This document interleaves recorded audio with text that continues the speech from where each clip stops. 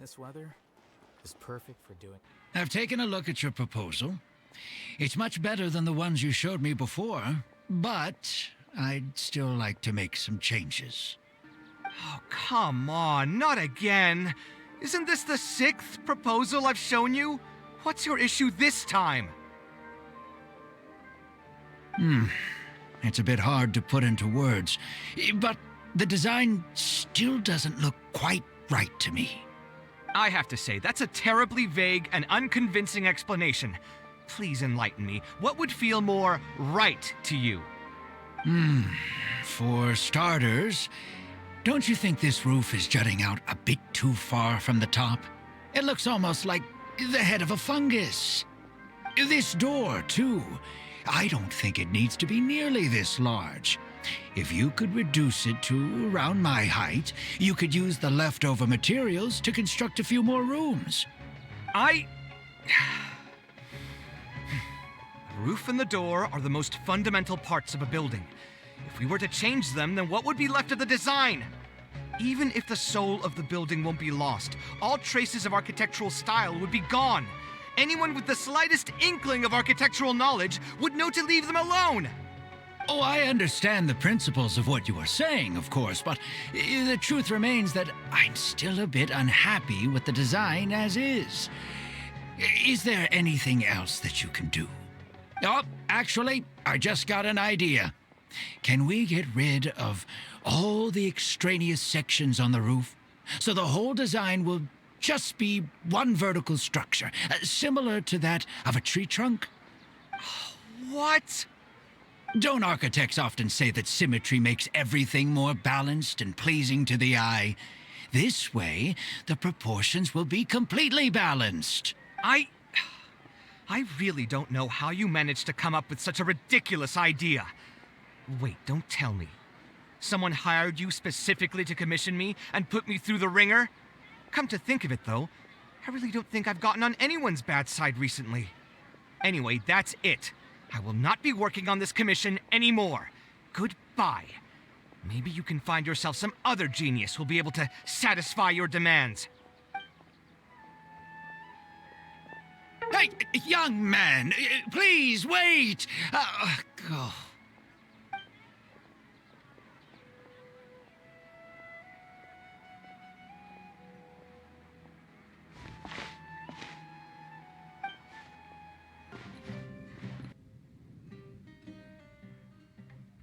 Taking this commission was truly the worst decision ever.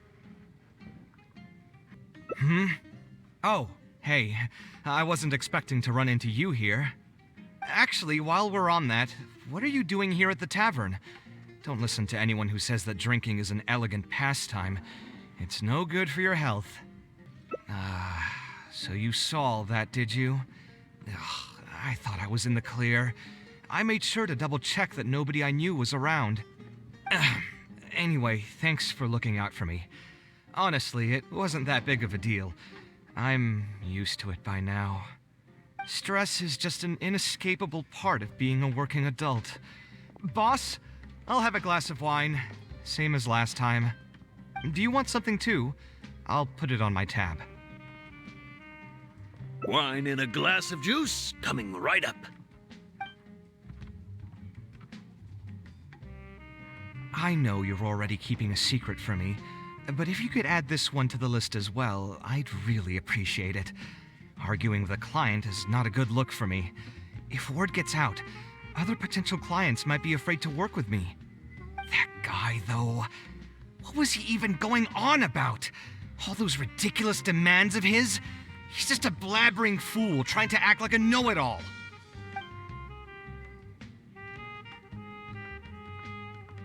Another glass, please, boss. I'm not leaving today till someone has to carry me out. You've got it, sir. I gotta say, though, it almost feels like you're saying that every other day now. It really is every other day that you'd run into a client who knows nothing about construction requirements or architectural style. If this was in the past, I'd never have gone through 6 whole drafts trying to accommodate the client's preferences. But perhaps getting used to this just means that I've grown numb to it. I've worked on so many projects since graduation, and none of them have been approved at the first pass. I would spend a lot of time altering my designs, and by the time the clients were finally satisfied, all my passion and enthusiasm would be gone. It feels like I'm straying further and further from my artistic vision with every change I have to make. I suppose, though, that just sticking to your guns and completely disregarding other people's feedback would also not be a good thing. All of this makes for a real paradox, one that particularly crops up in my work, too. In the end, what is the true meaning of art? Should I see it as a divine gift of inspiration from the gods, or an expression of the light of my own wisdom? Here's your drink. How are you already spouting nonsense after just one glass? Your tolerance is usually much better than that. Boss, what do you think is the meaning of art? The meaning of art? Really, my friend, who in Sumeru understands art better than you? Anyway, I don't know about art, but I do know that I'm interested in business, and some patrons are waiting to be served. So, you'll have to excuse me for now. Just holler if you need anything. What do you think, traveler? Exactly. So our thoughts on the meaning of art are rather similar. In Sumeru, and especially Sumeru of the past, the arts are not a popular discussion topic. Trying to talk about the arts is basically the key to killing any conversation. It's too bad that I'm not in my best form today. Otherwise, we could have talked about this for a little longer.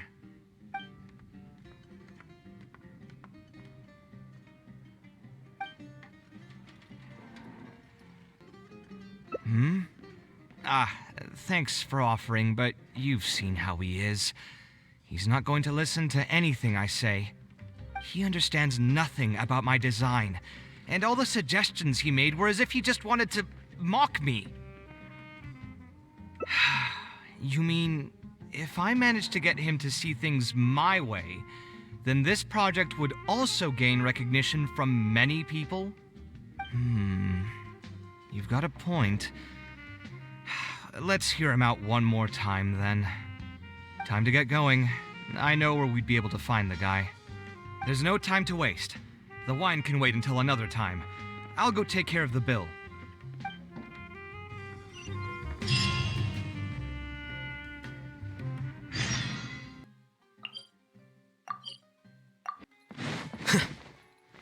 Kaveh, what are you doing here? I've changed my mind. I was overreacting earlier. Can we try discussing the project some more? My apologies as well. Now that I think about it, some of my requests were indeed a bit unreasonable. If I choose you to create the design for my project, I should have a bit more faith in your vision. Thank you for understanding. Mutual trust is the basis for good communication. Now that we've got that out of the way, I think we can have a more productive conversation. To be perfectly honest, your commission request has been the most peculiar one I've ever received. Even now, I still know nothing about the building's intended purpose. All I know is that you want to build something in the desert for public use. I am aware that overly specific requests will restrain the architect's artistic freedom. However, knowing nothing about the intended purpose of the building also means I have no idea if I'm on the right track. I've produced several draft proposals for you to choose from, and you've rejected every single one. If we don't get on the same page, it could be a decade before we can finally break ground on this project. Yes, I've given this some thought already. I think we can go with the general direction of the latest proposal that you just showed me. It's just... Just what? Putting the building design aside, can we get some less expensive materials for the floor tiles? Yeah, I know someone in the business, and the red bricks he sells can go for pretty cheap. The timber here as well. We should be able to find some substitutes. Please give me a moment. My head's starting to hurt again. Just please hold on for a second. So, let me get this straight. You want to reduce the cost of the project, right? But if we implement your suggestions, then I'm afraid we have to scrap the entire design. Architectural design cannot be neatly split into discrete parts. Any change to one part of the design will affect the quality of the whole thing. I decided to utilize high-end timber for this section because the weight-bearing structure requires the supporting materials to be durable and strong. Same with the tiles. Switch them out and the entire mural will have to be redesigned. More importantly, if we make such a change, both its practical functionality and aesthetic value will take a great hit. If all you need is a building with a roof that can keep people dry in the rain, you shouldn't have commissioned me. Many architects would be able to build you one of those while charging far less in commission fees. Actually, Please tell me, are you absolutely sure that there's no room for any changes in this draft of the design? I think the most important thing for me is to understand what you would actually like to get. If you could tell me more about your vision, I might be able to work with the design some more. You are the client, after all. You should have the final say on how the project turns out. I want to build something unique. Something quiet and warm inside. A refuge that can block out the world outside. I want all who enter this building to be able to temporarily forget everything that's going on outside of the building and just focus on their task at hand. That's a bit more information than last time, but it's still extremely vague. To put it another way, every rich person who wants to build a mansion for themselves would request something like this. We've gone through many proposals, and this draft is already the cheapest one. Cutting costs by substituting building materials will not only detract from the overall effect of the building, it also won't save you much more in the grand scheme of things. Thank you for giving it so much thought. Please give me some more time to mull over the budget. I'll get back to you once I've figured out a solution. I still have a few business meetings that I must attend, so I'm afraid I'll have to leave for now. You can just leave the proposal as is. I'll get in touch once I've given it some more thought.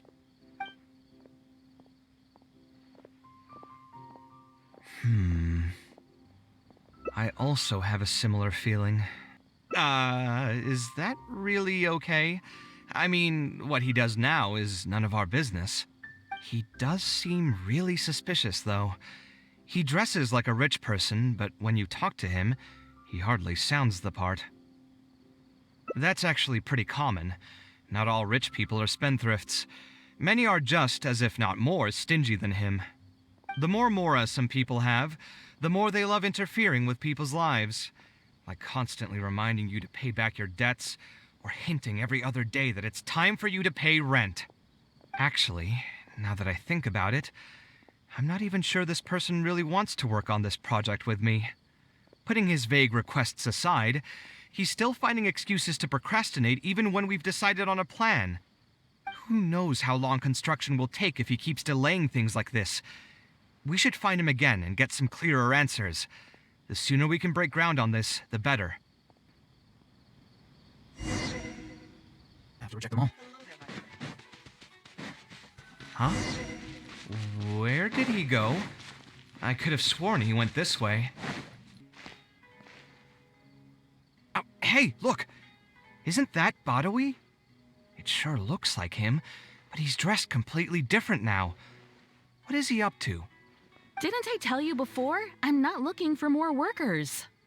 Plus, aren't you a bit old for physical labor? If something happens to you, I won't be able to pay for it. Oh, you won't have to worry about that. I grew up as an eremite mercenary and worked in the desert my entire life. My body's still in great shape. I don't have many talents, but I still have my muscle.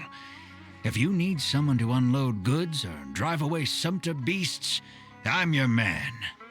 You used to be an eremite mercenary?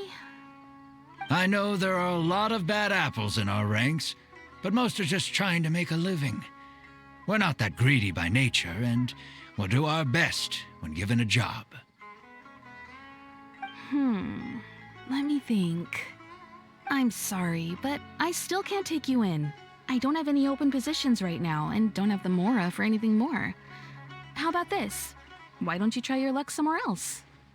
Okay. He used to be a member of the Eremites? Huh. From the way he was dressed, I would have thought he was a merchant from the rainforest. Let's ask him about it. We meet again. Huh? Why are you guys here? That's what we wanted to ask you. Who are you? Why did you dress up like a merchant to talk to me about our project? There's no need for us to continue this project if you still want to keep hiding things from us. I don't work with individuals I can't trust. Believe me, I didn't have any bad intentions. It's just... All right, there's no point hiding anything anymore. The building I'm trying to commission you for is not really a personal residence for me, but rather a library for children living in the desert. A library? Funded entirely by yourself. Shouldn't this be the responsibility of the academia? I've heard that the academia will be looking to prioritize the desert with the allocation of educational resources and materials. It sent over a large shipment of regular goods just last month. You're right, and I was aware of these happenings as well. I just figured what I want to do is a separate effort from what's already being done by the academia. The desert is too vast.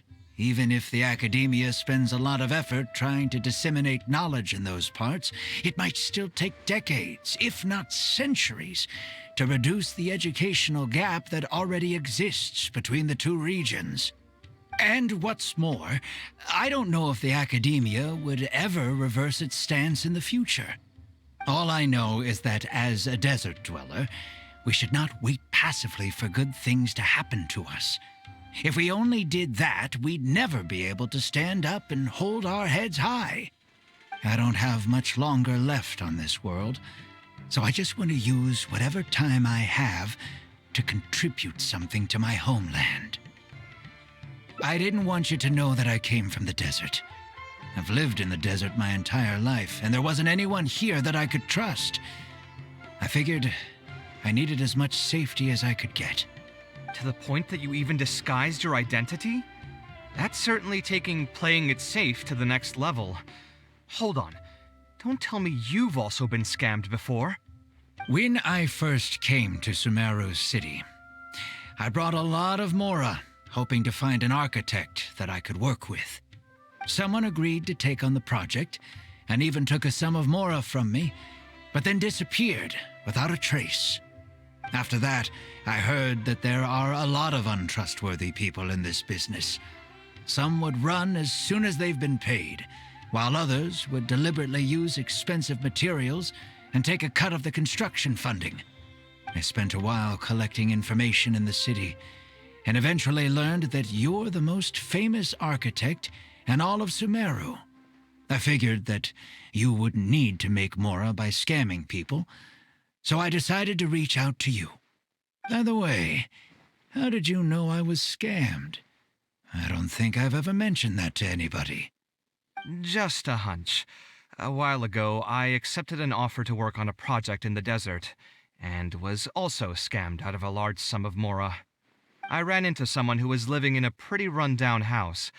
I noticed a load-bearing wall on the verge of collapse, and suggested that I build a new house for him. He said that he had no way to pay for it, so I loaned him some of my own Mora, and told him to get some stone and timber from the local vendors. Soon after that, I found out that he had gone gambling with all the money, and lost everything, down to the last coin. And after that, he even borrowed Mora from me twice more, using a different excuse each time.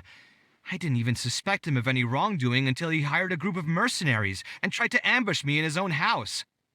According to him, I looked like an easy target because I was an academia scholar who didn't have any family or friends in the desert. What kind of person would just look at someone else and think, this guy looks like an easy target? Those kinds of things do happen every once in a while, yes. Folks like him are the exact reason why us desert dwellers' reputation have gone down the drain. I must apologize to you on their behalf. It's all right. You were also scammed by someone from Kasharwar after all. I should apologize to you on their behalf. Ultimately, neither of our experiences had anything to do with the desert or the rainforest. People who are new to an area are always easy targets for criminals. Yeah, you'll find both good and bad people everywhere. I can't understand the logic of those who like to take advantage of others, but I have to accept their existence as a fact of life. Anyway, I digress. Let's return to the topic at hand. Did you keep rejecting my designs because you thought I was deliberately using expensive materials to take a cut as a middleman? That's what I was afraid of initially, yes. I eventually understood that you weren't out to cheat me. But unfortunately, I still don't have nearly enough mora to pay for the design you proposed. I've done the math and know that we should be able to make it if we cut some corners. However, after our conversations, I can see that you're passionate about your design, and I'm quite fond of the proposal as well. So, I decided to try and see if I can afford your proposal as is. I've been looking for work every day, and in another month, I should be able to cobble together enough mora to meet the budget. By cobble together, you mean you're going to spend your entire life savings on this project? But then, what will you do if something unexpected comes up, and you find yourself stuck with no emergency fund? To be honest, I haven't really thought about that. I mean, when you've lived to be my age and something happens, you can't really call it unexpected anymore. All I want is to build this library before I leave this world, so that the children of the future would have some books to read, and the desert dwellers would be able to learn their letters and pick up some practical knowledge. A while ago, I heard that the academia had decided to recruit a number of exceptional children from the desert. Of course, this is welcomed news. But as someone who's spent their entire life in the desert, I still have a few concerns. I know the desert life and can predict what the problems will be. Many children from the desert have had neither the interest nor the proper environment to learn. So even if the academia would take them in, once they enter the halls, they might find themselves surrounded by other children who look and act very differently from them. And as a result, they might become socially isolated. Yes, I can imagine that. My father passed away at an early age. Even though I had a good number of friends during my years at the academia, for some time I still sensed many critical looks in my direction. I'm sure a child coming all the way from the desert will have an even harder time. But let's bring this back to the building itself. I think you said that you want this building to be quiet and warm, with its doors serving as a solid barrier to block out the sound and fury outside, and allow one to focus on the book in their hands. Building it according to the current plan will be quite costly. Even if I don't charge you any commission fees, I don't think we'd be able to keep it under your budget. Any ideas on what we can do? Sponsor the project? You mean convince wealthy merchants to join our cause and pool their money together to build the library? That does make sense. A library is a big project, and it's going to be hard to fund it with just a single person's mora. What do you think? If we can find others to sponsor the project, we could potentially increase the size of the building 2- or 3-fold. It's all fine with me, but where do you think we'll be able to find these sponsors? Well, you're right. If I really think about it, I'm not too familiar with many big-name merchants. Her? Hard pass. With her shrewd and greedy personality, she would never put mora into something like this. Now there's an idea. She probably won't say no if all she'll need to do is to make some introductions instead of spending mora. Let's go and pay her a visit.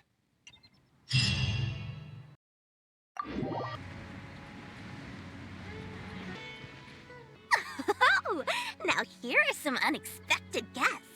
What brings you to the Palace of Alcazar's-Ray? When I saw Kaveh, I almost thought it must be that time of month again. Sadly for me, I must wait a few more days before I can collect my shiny Mora. Hey, can't you think of something else for a change? You are literally living in an objet d'art, and yet your mind is still fixated on nothing but Mora? What is the point of wealth, anyway? Is your happiness entirely dependent on your hoard of cold, emotionless Mora?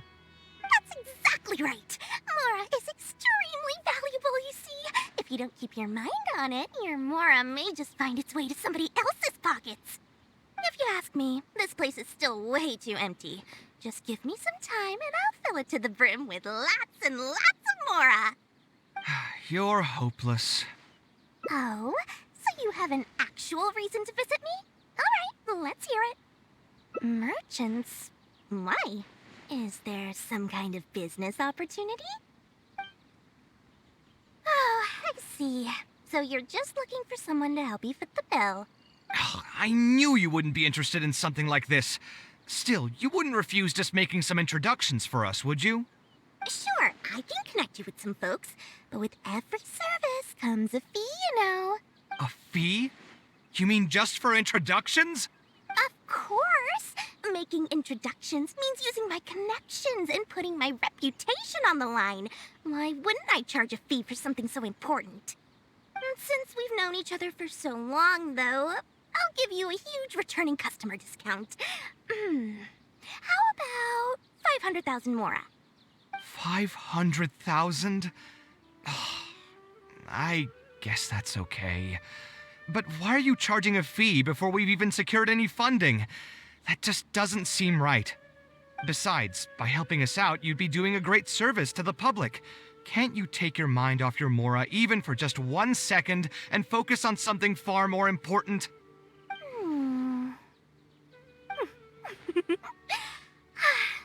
Very well. Since you're so passionate about this project, I'll help you out and waive the introduction fees. 3 of my business partners came by earlier today to discuss some things with me, and they still haven't left yet. I'll arrange a meeting for you, and just so we're clear, it'll be up to you to present your project and discuss any deals. Thank you so much. You can wait here. I'll bring them over to you. Please, speak with the butler if there's something you need. Dory gave us a brief introduction about the two of you. You are Kaveh, the renowned architect, and you are the traveler. Practically all of Teyvat has heard of you by now. To be frank, I don't feel like there's an obvious business opportunity here, but since Dory took the time to introduce you, we can spend some time to have a conversation. So, let's hear your idea. All right, here's the situation. I've been commissioned to build a library in the desert, with the intended goal of allowing the desert dwellers to have more access to reading materials. So it's a public welfare project. Correct. Then the commission fees will likely be very low. You should be careful. I'm not too concerned about how much I'll get for the commission fees, actually. I'm fine with doing it for free. I just want to get this project rolling as soon as possible. We're just a little short on funding. So what? You can't possibly expect that we just cover the shortfall for you. Besides, what does a library in the desert have to do with us? If you want to build it yourself with your own Mora. Seems simple enough to me. Hey, there's no need to be so harsh. They are Dory's associates, after all. Here, can you tell us a bit more about what we can gain from sponsoring this project? So we'd mostly be doing it for reputation and exposure? There is some value to that. It could make doing business in the desert a bit easier. Well, just speaking for myself, I've got nothing in the desert. I also have a concern. It feels like there's not much to profit from in the short term. But in the long term, the reputation gain also doesn't sound like it'd offset the cost of the sponsorship. Then how about this? What if, instead of building a single library, we commit to an entire complex of buildings dedicated to culture and education. Wouldn't that just cost more? Yes, but in that case... Mr. Kaveh, please tell us what you have in mind. I'll just give an example. If we were to build a library and a school near Aru Village, then the desert dwellers would gradually begin to migrate towards the area. A whole suite of buildings will be able to host more traffic, and thus drive the economic development of the entire area. In turn, that would lead to direct business opportunities. I've been to the desert several times. Although there are still many lingering tensions between the two regions, the amount of interaction has been steadily increasing, and in the long term, the desert will only become more and more important to Sumeru. You do have a point. Education in the desert is indeed an industry that has not been tapped into. If we can be the first to place stakes in the area. And you just believe anything he tells you? Even the greenest amateurs know that urban planning will affect population flow. If you don't believe me, you can ask anyone on the street to confirm it to you. You... Hey, why are you starting to sound like I'll hate them? Wait, something just occurred to me. If we're going to build a library in the desert, Aru Village would obviously be the best place for it.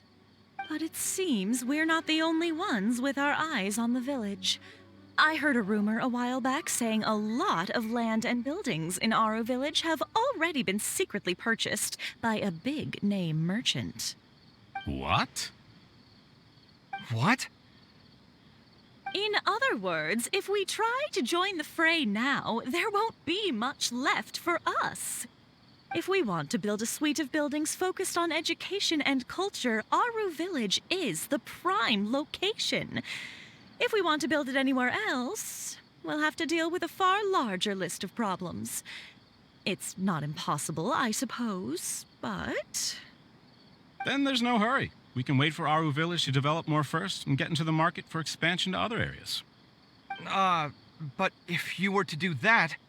Is there nothing else to discuss? Great timing! I pretty much heard all I want to hear. If there are no other urgent matters, I'll be on my way. I'll be off as well. If you have any new ideas, please feel free to reach out. it seems like the others are not interested in funding this, so no point in me doing this on my own. Let's revisit this another time. Hey, guys, wait! Well, what can I say? I guess it went somewhat as expected. They are Dory's friends, after all. As soon as they heard that there's not much more in this for them, they lost all interest. Yeah, it's just another day doing business with people. But I can never get used to that. Those people never think of anyone other than themselves. Looks like we'll have to figure out some other way to get the funding. Let's go. How did the meeting go? Want to talk about it? Where did I put the delivery checklist? Oh, where did all that passion go from earlier, I take it you weren't able to find a sponsor for your project? Please don't tell me that you're here to mock us. What kind of person do you take me for? Would the kind and generous Lord Sangama Bay really do such a thing? I will say, though, I more or less expected this outcome even before I introduced them to you. You can try to talk up the project all you want, but the facts will remain the same. This project is high investment with slow returns. No sane person would put their money into this. But this isn't just a business project, right? Also, if you already knew no one would want to partner with us, why did you still try to charge me 500,000 mora? You scammer! You might want to remember who your creditor is before you start talking like that, Kaveh. I'll pay back every last coin that I still owe you, but that's a completely different matter. Alright, since you're so devastated about this, I'll set you up for dinner with another big-name merchant. In fact, I'll be inviting the most famous merchant in all of Sumeru, so I'll be counting on your performance. What? Really? I would like to sincerely apologize for my attitude just now. So, where would we be meeting this merchant? Follow me. Oh, I suppose both of you can come.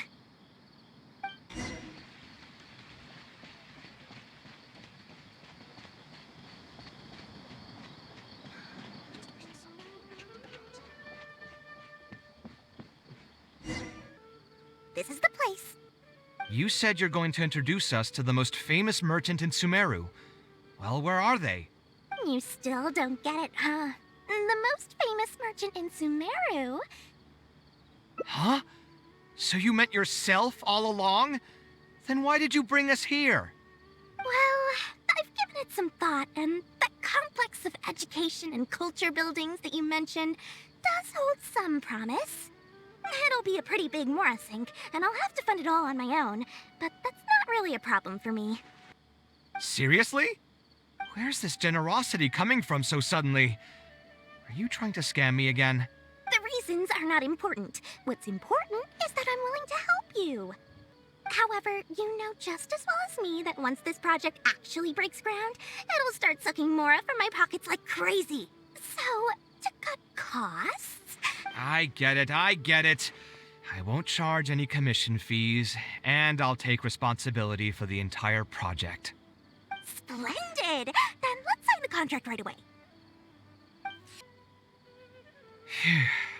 This way, the children of the desert will have some books to read. Their lives should improve a bit after this.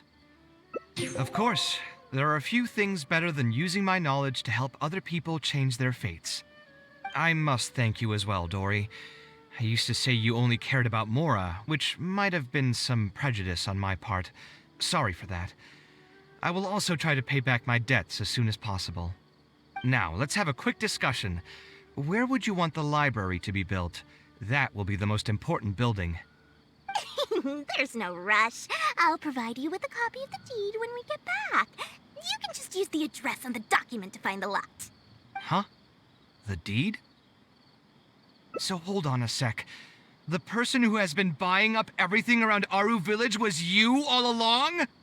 Oh my, did I not tell you about that? Yep, yours truly has been buying up all the land. I must thank you for bringing your ideas to me. Before our conversation, I had no idea what to build on all those lots. So, from my perspective, this has been a great turn of events.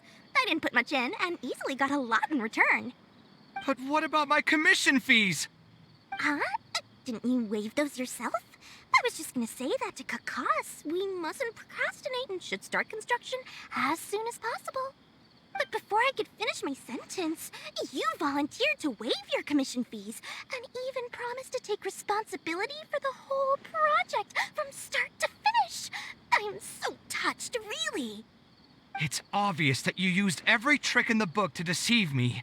You deliberately paused for a long time while talking about the project and kept glancing at me with that menacing look in your eyes. Huh? You really think so? Well, the contract's already been signed, so there's no point in dwelling on the details. You know what? I'll pay for tonight's dinner. Fine, I'll drop the argument on the commission fees. But since you said you're paying for dinner, I'm going to order the best dishes and booze this place has to offer, and lots of it. Tonight, we're feasting until I've recouped my full commission fees. I wonder if I'll ever be able to create something so incredible.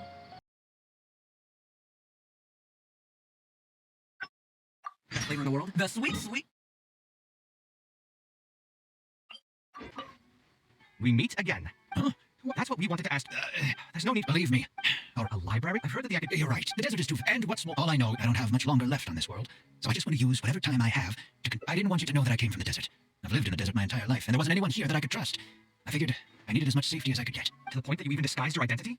That's certainly taking playing it safe. When I first came to Sumeru City, someone agreed to take on the project. After that, I spent a while collecting information in this... By the way, How did you know I was scared? Just a hunch. A while ago, I ran into someone who was living in a pretty rundown house. I noticed he said that he had no way to pay for it, so I loaned him some of my... And after that, according to him... Those kinds of... It's ultimately neither of our experiences... Yeah, you'll find both... Anyway, I digress. Let's return to the topic at hand. Did you keep rejecting my designs because you thought I was still... That's what I was afraid of, Finish. I've done the math and know that we should be able to make it if we... So, I decided to try and see if I can... By cobble together, you mean you're going to spend your entire life savings on this project? To be honest, I haven't really thought about that. All I want is to build this life. A while ago, I heard that I know the desert life. And so even if the academe... Yes, my father passed up. I'm sure a child can... But let's bring building it according to the... A slightly different style. Give me a minute. Most architects would probably prioritize cutting costs and removing extra features in this situation. Indeed, converting the building into a simple bungalow would solve most of our problems. However, I do not think this would be the best solution. While it's true that the aesthetic value of a building is often viewed as an afterthought, neglecting it has some long-term negative consequences. It is especially undesirable in this situation, as the library will serve a high number of children, many of whom would have never been exposed to structures that may be considered elegant or beautiful. To completely give up on the more aesthetic design would mean stripping the children of an opportunity to appreciate the beauty of architecture. I share Badawi's sentiments in wanting to preserve a more complex design. However, if we can reduce the ornate aspects of the design while maintaining its fundamental elegance, which is to say we won't touch the arches and stone pillars but make changes elsewhere, this is definitely a first. To make up for the loss of regular details, we would need to put a lot of extra effort into the layout, lines, and color. I see. Would that really be okay? It just increases the difficulty of the design. You should feel lucky that out of all the architects in the city, you chose to approach me. Most of the others would have given up on this project by now. As for inspiration, I think I might have something in mind. But I'd need to visit the site to make sure. Where do you want this place to be built? Tell me the exact location. Aru Village. Although it wasn't my childhood home, I think it'll be the best site for such a building. Okay, then we can pay a visit to Aru Village. Is there something I can do for you? I've already caused you a lot of trouble before, and now you're revising the design again because of me. Which draft are we even on now? It's making me feel terribly guilty. Let me think.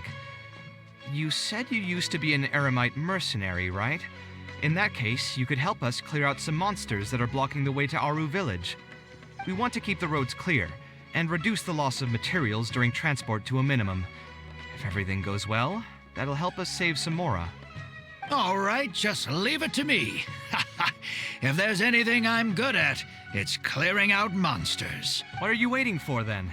Let's pack up and get ready to go.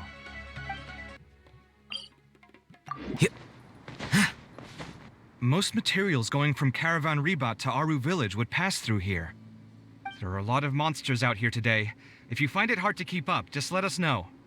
Oh, don't worry about me. This is nothing. I'll be careful, though, and you should do the same.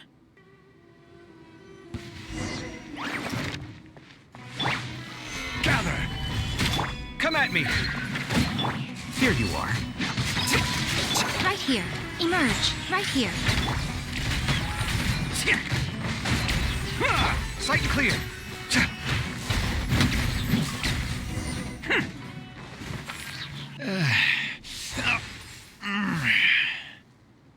I'm fine.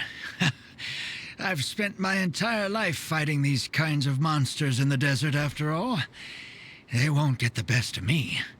But it's one thing to fight against monsters, and another to fight against an old injury. It's something I picked up when I was young.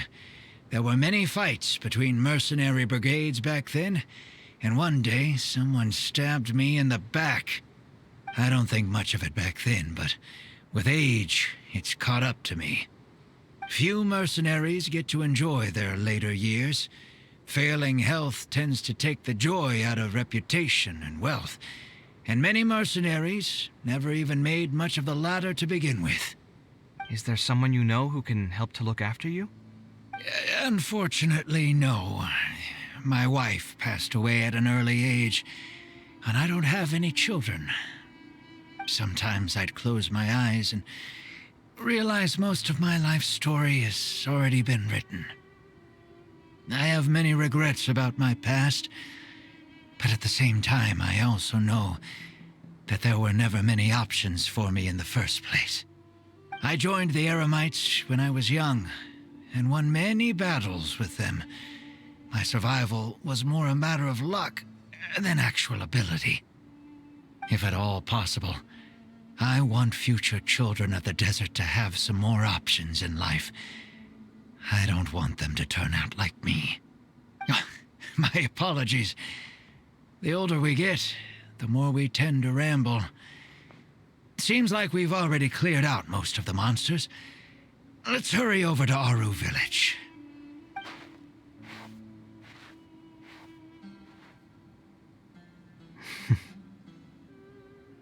I think it's really admirable of him to spend his whole life's savings on people he's never met. Maybe he's doing this out of natural kindness, a kindness that hasn't been eroded away by the struggles of his life. Perhaps. To clarify, though, I don't think I'm quite the same. Some people call me an idealist. I do have some sentiments of that general persuasion, such as wanting everyone to be able to lead a happy life. But my situation is more complex than that.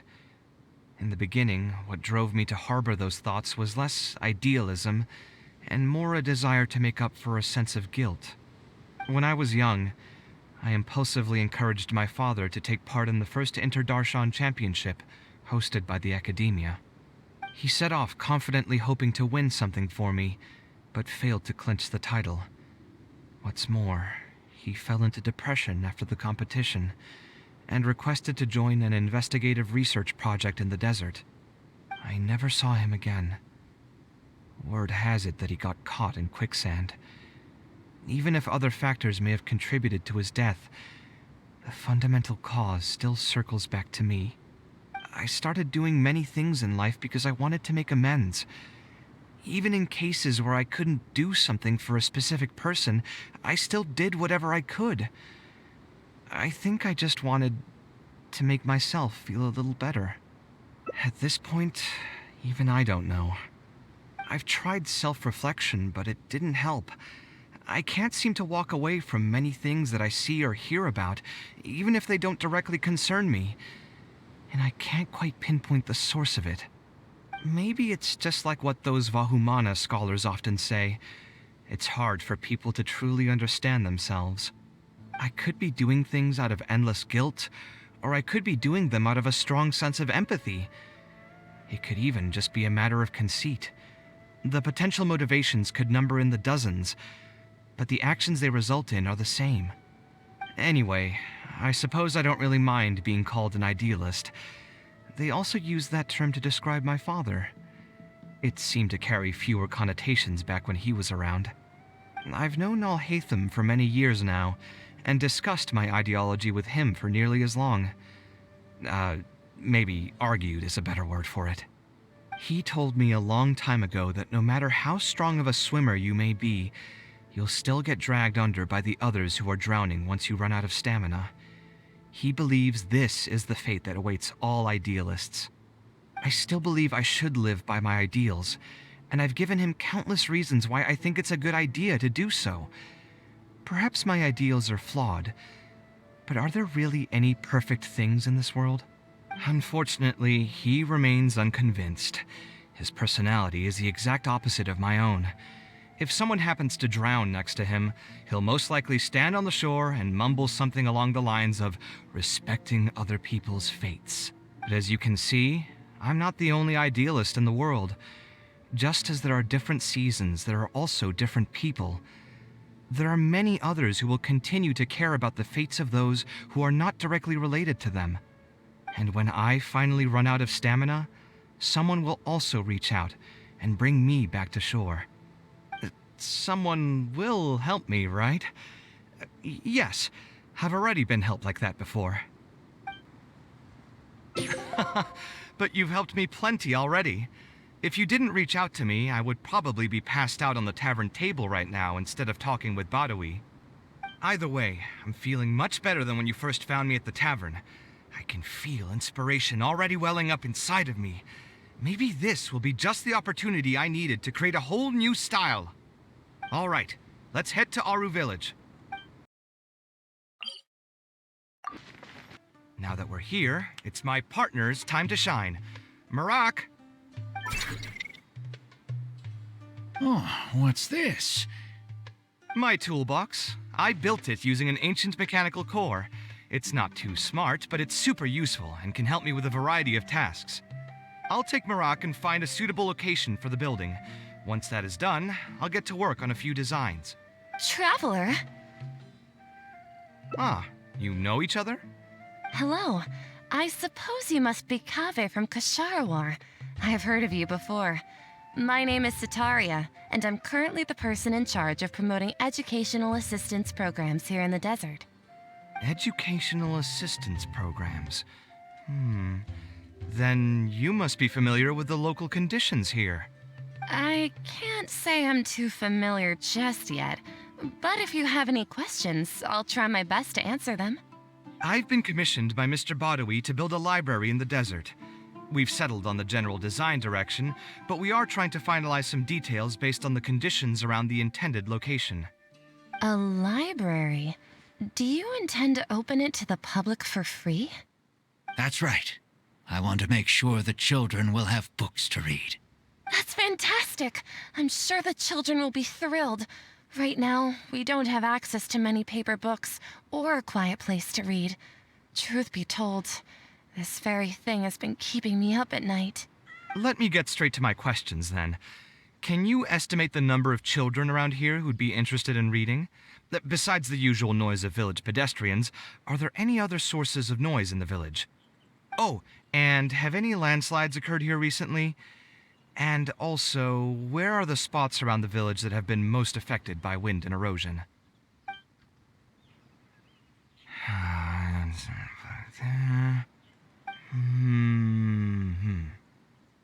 All right, that should be everything. Badawi, let's go over the budget again. We'll keep the building structure the same, but make the place a little bigger, so it'll be able to hold more people and get better natural light. The parts of the project that cost the most will be the insulation and ventilation materials. I'm sure you understand, no one likes to read in a place that's hot and stuffy. I want to make significant changes to the arrangement of the bookshelves, tables, and chairs. I'll go over the specifics of that shortly. I have two plans in mind. Both are pretty minimalist in style, but will provide a very different ambiance from the world outside. Our final cost should be around 70% of the last figure I quoted. The whole thing should take around half a year to complete. Marak has produced a sketch for all of you to see. If everyone's okay with it, then we'll proceed with that as the formal plan. The inspiration just came to me naturally. All I did was put thoughts to paper. I must give you credit, though. If it weren't for your advice and suggestions, I probably wouldn't have landed on this new style so quickly. According to the traditions of my profession, I should probably name this style after you. Let's call it the Traveler style. In the meantime, let's look forward to the day when this building is completed and can finally open its doors.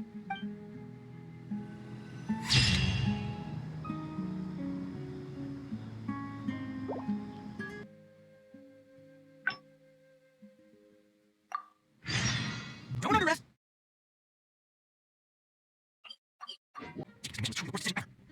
Oh, hey, I wasn't expecting to find you here. Actually, while we're on that, what are you doing here at the tavern? Don't listen to anyone says drinking is pastime. It's no good for your health. So you saw all that, did you? I thought it was clear. I made sure to double check. Anyway, thanks for looking out for me. Honestly, it wasn't that big a deal. I'm used to it by now. Stress is just an inescapable part of being working adult. Boss, I'll have it. Do you want something too? I'll put it on my tab. Want to do the I know you're already keeping secret. Another glass, please, boss. You got it. It is every day to write to a client. Perhaps you can spend a lot. I suppose the holidays take. Boss, what do you... Meaning of. Anyway, I don't. What do you think?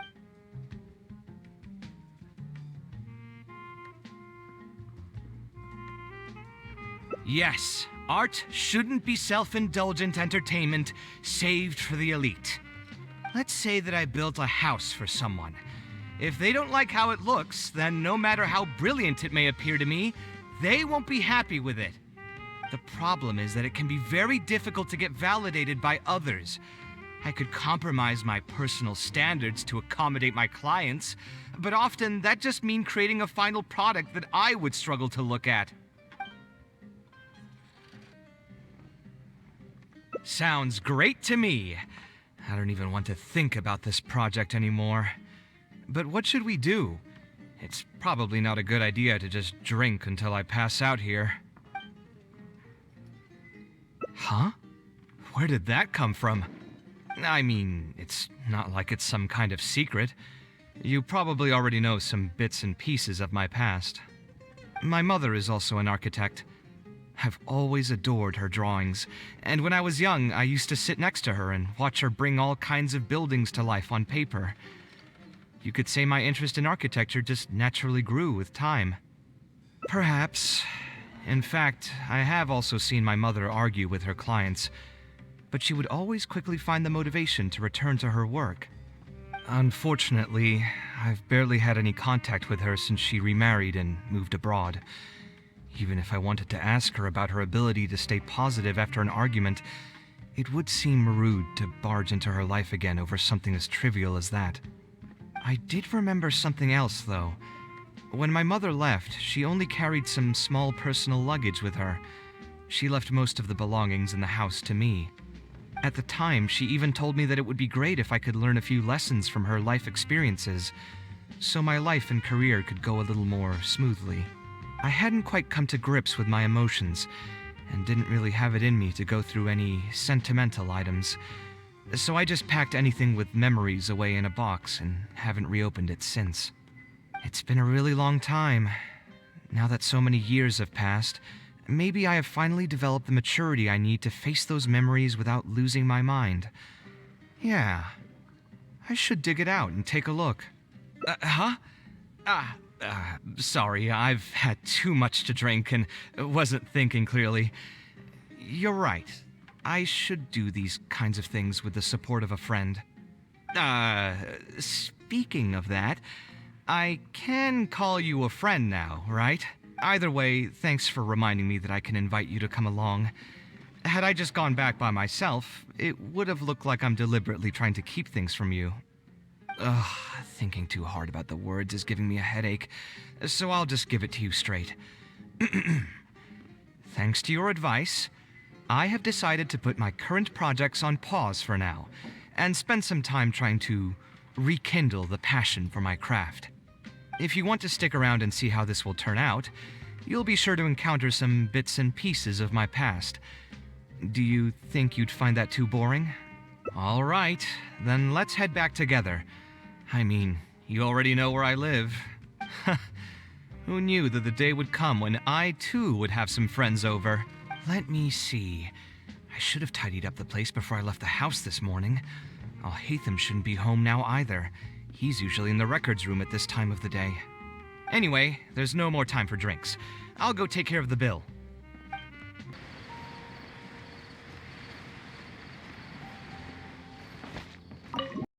Alhaitham isn't in, so feel free to sit wherever. I'll bring out the box.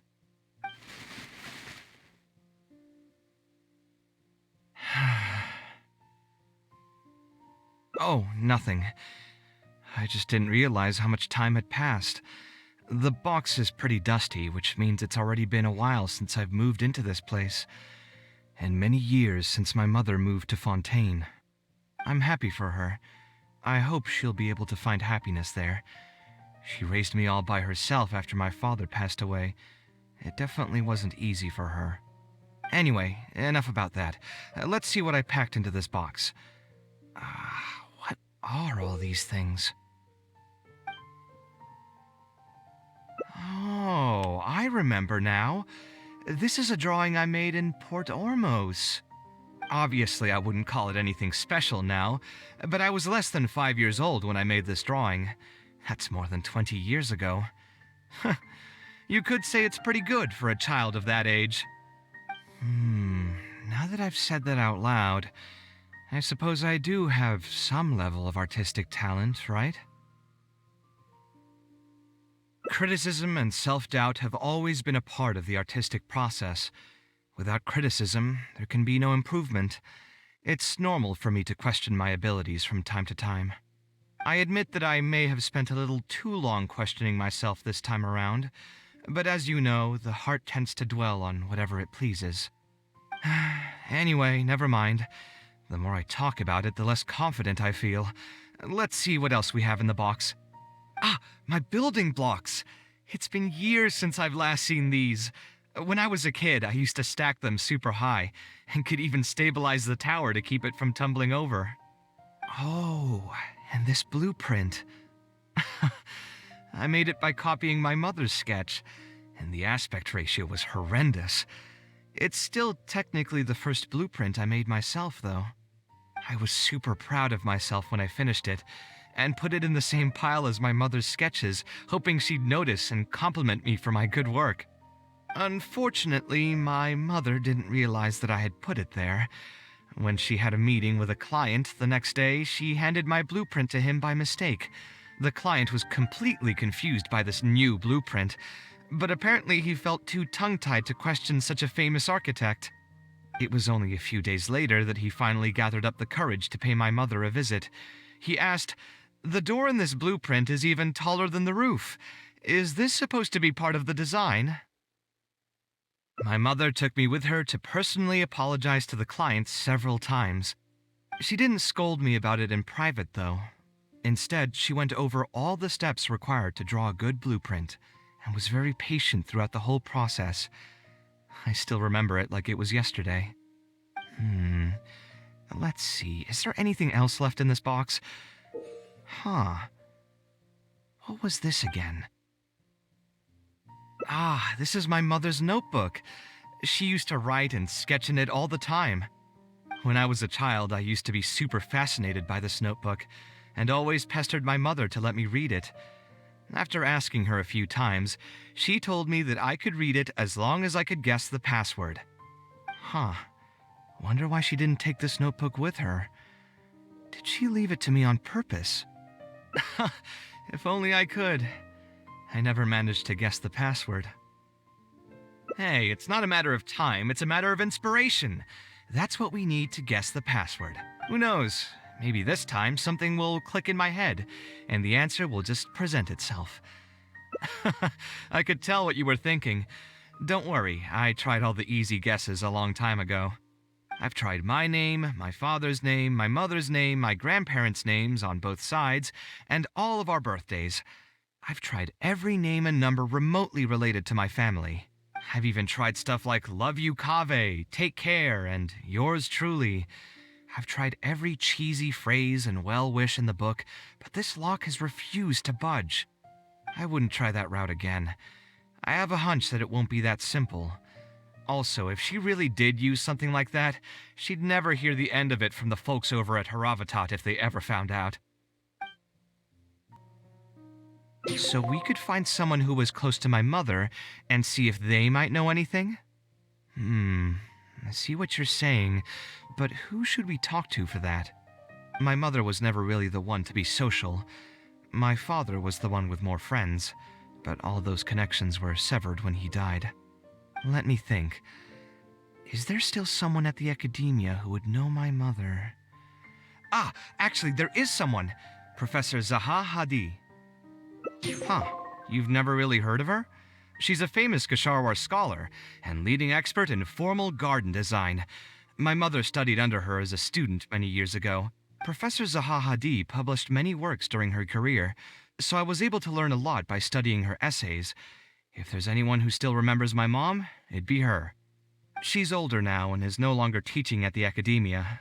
But if I remember correctly, she spends most of her time around the Bimarstan area. Let's go take a look. We might run into her if we're lucky.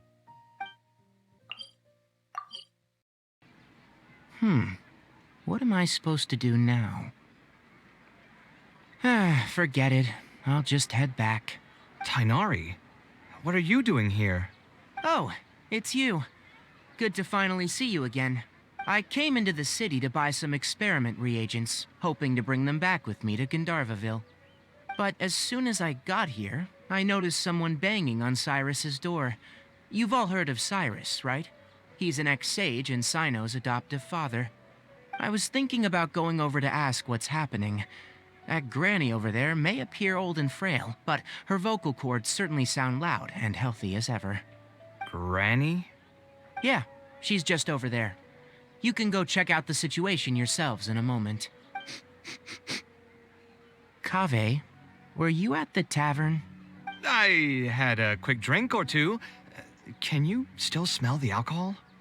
Drinking in broad daylight. Really?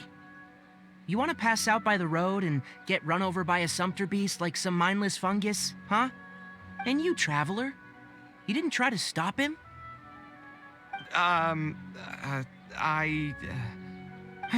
You look like a wreck, Kaveh. What happened? Are you feeling down again? You know what? I'm hosting a meal at Pardistii tomorrow evening. Do you want to come? Huh? Oh, I had no idea. Let me think for a moment. I'll come if I can find some time. All right. Then I'll plan on reserving 2 seats for you. I'll be heading back to Gandharvaville for now. I have a feeling that argument over there is going to continue for quite some time. It might be best if we don't get involved. A granny who lives nearby. Let's go take a look.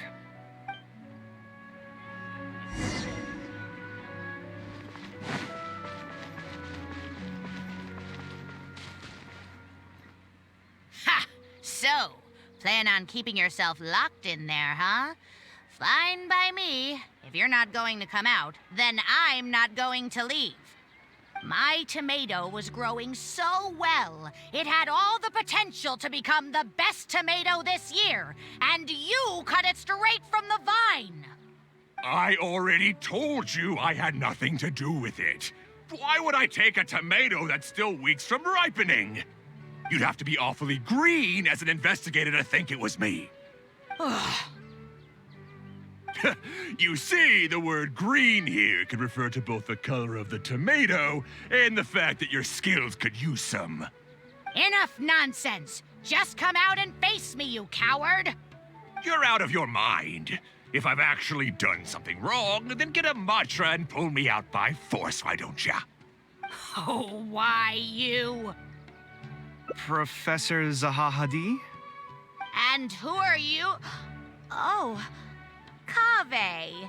Fancy seeing you here. How long has it been? Come on, get over here and let the professor take a good look at you. Not bad, not bad. You've grown taller again.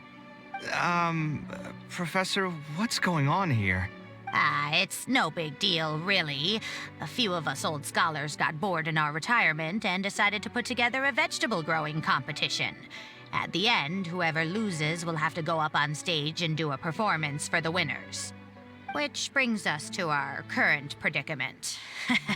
My tomato was sure to win until a certain someone decided they couldn't bear to lose. Hey, don't try to defame me in front of the kids. If we're airing out each other's dirty laundry now, then why don't we talk about you sneaking into Janat's garden the other night? Ahem! Lucky for you, seeing these youngsters come to pay their respects today has put me in a better mood. I'll let you off the hook, for now. Come on, let's go. We'll take our conversation elsewhere. He doesn't need to be a part of it. Yes, of course. Is Faranak still doing well? Yes, as far as I know. She left for Fontaine some time ago and started a new life for herself. She's still doing work related to architecture, though. Ah, yes. I did hear about that. Did that upset you at all? No, not at all. She's already sacrificed a lot raising me as a single mother. That's good to hear. Your mother did struggle quite a bit those few years. It's probably a good thing that she found a new place to call home. Sometimes I wonder if things were harder for her because she was so beautiful. People were always drawn to her beauty first, only to realize she had a sensitive and vulnerable heart underneath. She was still quite young when she first joined my class as a student. Beautiful and radiant with her golden hair, yet quiet and single-minded. She seemed like a lass from some aristocratic house who was seeing the outside world for the first time. She had to make a lot of drastic changes in her life to raise you on her own. Even during her time in the academia, she was a thorough perfectionist. If she was unsatisfied with something she had made, she'd insist on redoing it, even if I was perfectly happy with it. She had many admirers, and they'd always fill up the first few rows of seats, hoping they could get closer to her sitting in the first row. If it were any of my other classes, you'd have found nobody sitting in the front. But every time I saw her, she was always in that same rigid pose. She'd have one hand on her forehead with the other clutching her pencil. Her eyebrows would be knitted in a frown as she concentrated on the blueprint in front of her. I'm sure she had many difficult moments in her life. How did she cope with the stress? I'm not too sure. She never talked about such things with me. She rarely opened up to other people, you know. I do remember one time, though, when she got into a heated argument with a friend. She said something I found very memorable. She said, "True art cannot be understood, but as an artist, I wish some people could understand its meaning and value." If you ask me, that's probably the greatest source of pain for geniuses of their craft. It's extremely hard for them to find someone who can truly understand their ideas. So that's how it is. I wonder if the password could be... I tried both just now. Seems those aren't it either. What are you trying to do? My mother left her notebook to me, but it has a password and I haven't figured out what it is yet. I'm trying to learn more about her so I'd have a better chance at cracking the code. Thank you for all that you told us. It's the least I can do. Talking to youngsters like yourself makes me feel younger too. Honestly, looking at you now, I can see how much you resemble her. It's almost as if she's standing right in front of me again. Your personalities are quite alike, too. You're both stubborn and both a little awkward. Of course, I'm sure the similarities are mostly superficial. But so long as you continue to harbor those traits, you'll find a lot of difficulties in your work. I've taught a lot of students over my career, and in my experience, very few genius architects of Ksharawar ever found happiness for themselves. They would know exactly what they want to express and fight for it tooth and nail, which inevitably led to arguments with their clients. Some clients would choose to respect the architect's vision or just let the argument go because of the architect's reputation, but those are the rare ones. When Faranak first graduated, she was getting into arguments with her clients nearly every single day. I think it only got a little better when she met your father. I see. But could he understand the designs my mother made? No, I think they were probably beyond him, too. But despite that, he still stayed next to her, listening to her joys and sharing in her sorrows. Faranak had many admirers, but she ended up choosing your father. His support probably played a part in that decision.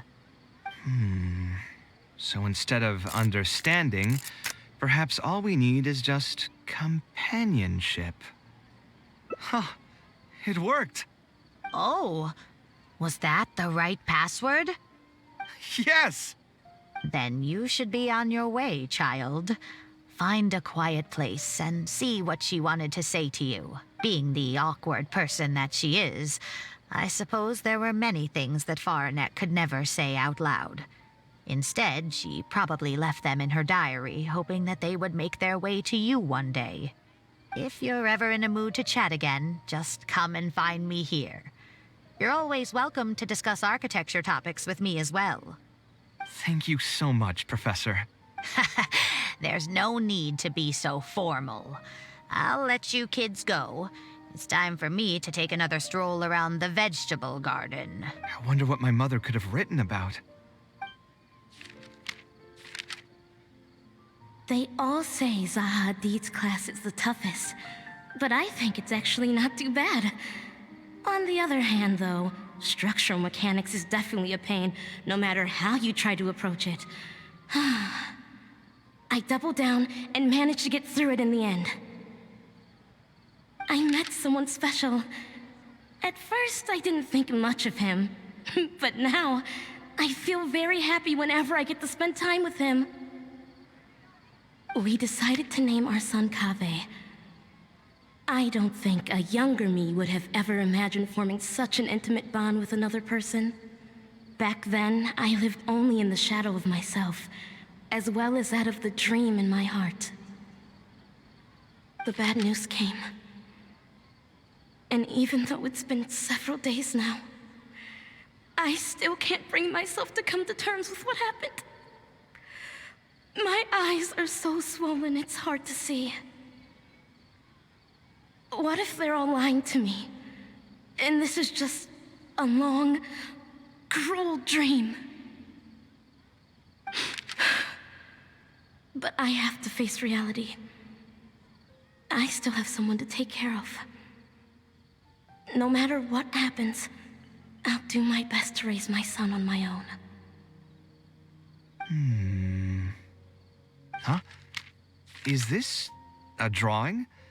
Seems like it was done by my mother. This blonde man was probably my father, but who are the other people in the picture? Huh? Why do a few of them look somewhat familiar? From the dates in the notebook, she probably drew this more than 30 years ago. I hadn't even been born yet. Maybe we were thinking too much.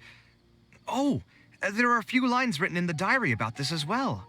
The one who invited us to the gathering is a talkative woman. Including us, 3 couples showed up. There was also a person who came alone. The talkative woman introduced everyone to each other.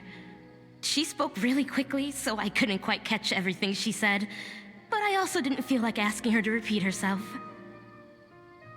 My husband seems to be friends with the man with long ears. I couldn't really join their conversation, so I've resigned myself to sitting in a corner and drawing in my notebook. I don't think I'd be able to become friends with any of these people, especially that stiff-looking couple. That man is certainly very handsome, but he would constantly alternate between disjointed and serious ways of talking. His wife is a bit more bearable. We were not acquainted with each other to begin with, and I doubt we'll see each other again after this gathering. The ambiance of this gathering is surprisingly pleasant, however. Talking to people can allow us to find some peace after a long day. Maybe my son will also partake in these gatherings in the future. I hope he'll be able to make many friends. Who would have thought my mother used to attend that kind of thing? It seems she was only good at talking about her own work, and found it difficult to join into other conversations. As a result, she often kept to herself and would be off to the side, drawing. There's more written on the back. Oh, it seems like it was written to me. Kaveh. I was both overjoyed and distressed when I learned of your decision to continue your studies in Kasharwar. You are very talented, and I am confident that you will become an architect of much acclaim. However, the more talented you are as an artist, the more misery and anguish you may encounter. No one will be able to help you during your journey as an artist. But outside of your life as a creator, you can learn to form connections with other people and enjoy many other things in life. It's the only way to alleviate your suffering. Whenever you feel down, seek out a friend to sit and have a chat. You can accumulate joy and fulfillment by spending time with them. The positive feelings you gain will get you through the long and difficult years. Never forget that companionship is the most important thing of all. So that's the answer she prepared for me.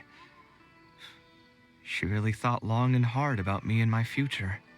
Well, now that I've read her words. Do you think I should accept Tainari's invite and attend that dinner at Pardis Di? The thought definitely crossed my mind. Although it'd be nice to get together with friends and chat the night away, I don't want to bring down other people's moods because I'm sad. Besides, don't most people hate the feeling of seeing their friends troubled and being unable to help? And what's worse, nearly all of my problems can't be easily resolved with some encouraging words or gesture. And don't forget, I'm also older than all of them. As their senior, I should appear to be a bit more responsible. You're not wrong, but I keep feeling like I haven't really helped them much in return. Wait, do you mean it? You're not making fun of me, are you? I've gotten so used to sarcasm that I can't tell what's genuinely a compliment anymore. Wait, by fun, did you mean... You know what? I'm not going to overthink it. I'll see you tomorrow at Pardis Di.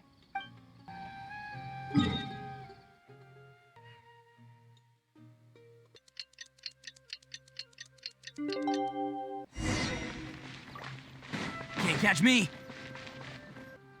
Alhaitham also got my invite, right? Will he be coming to join us? That guy? He's never been a fan of social gatherings.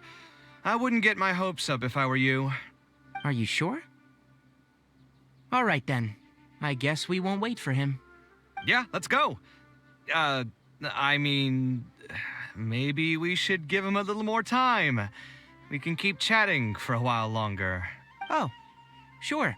You still haven't told me, what's the occasion for getting us together here at Pardis Di? We're celebrating the end of the first phase of Kaveh's studies.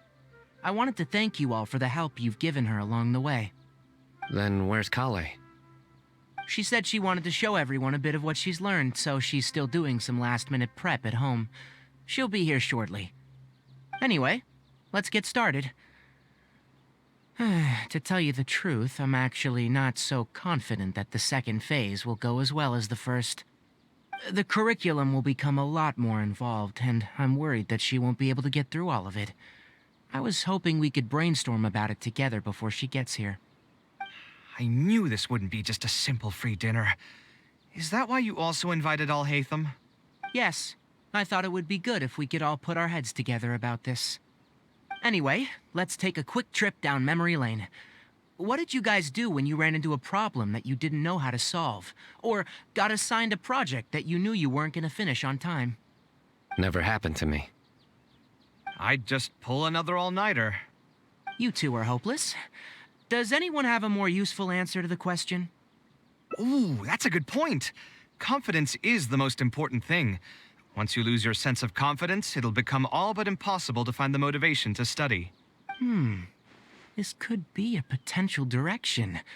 I have already redesigned the literacy curriculum, and I was originally hoping to ask Alhaitham for his opinion, but... It's very simple. Instead of focusing on the amount of material you would like to teach, focus on the amount the student would be able to remember. Wow, you actually showed up. I could probably count the number of times you've actually come to gatherings like this on just one hand. It's still more than the number of times you've managed to get a proposal approved on the first try. As long as you're still aware. So, what made the difference this time? Are you looking to drink your sorrows away with some friends? That's your purpose for being here, not mine. Don't project your ways of thinking onto me. So you're saying the only reason you came is to help Tainari with his brainstorming? Precisely.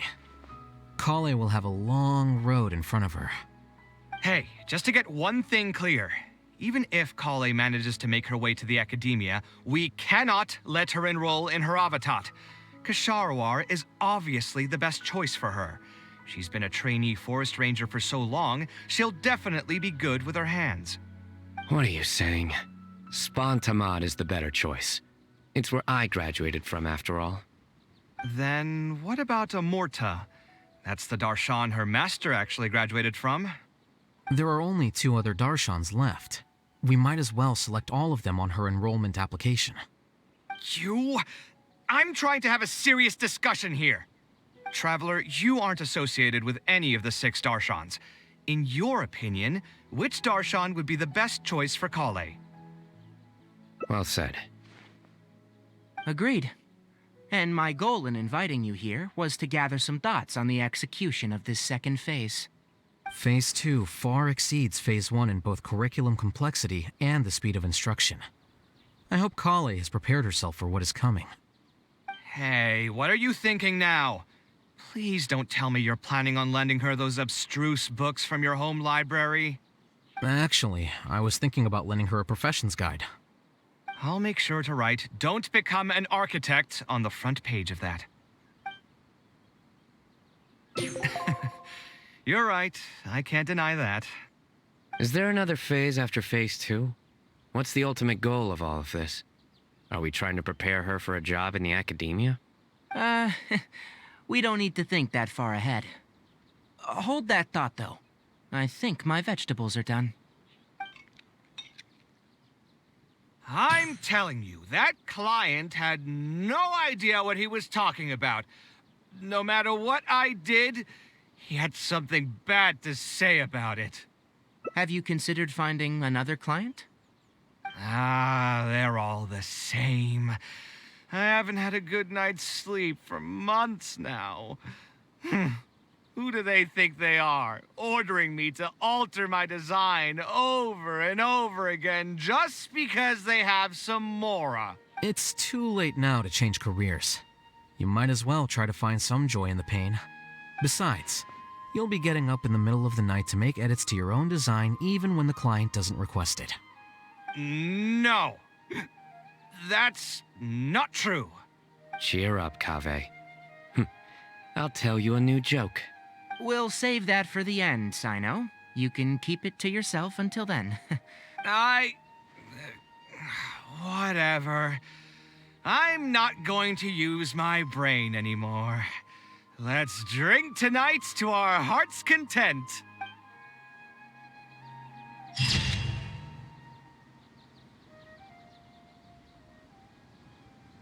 When will I hear back about my application?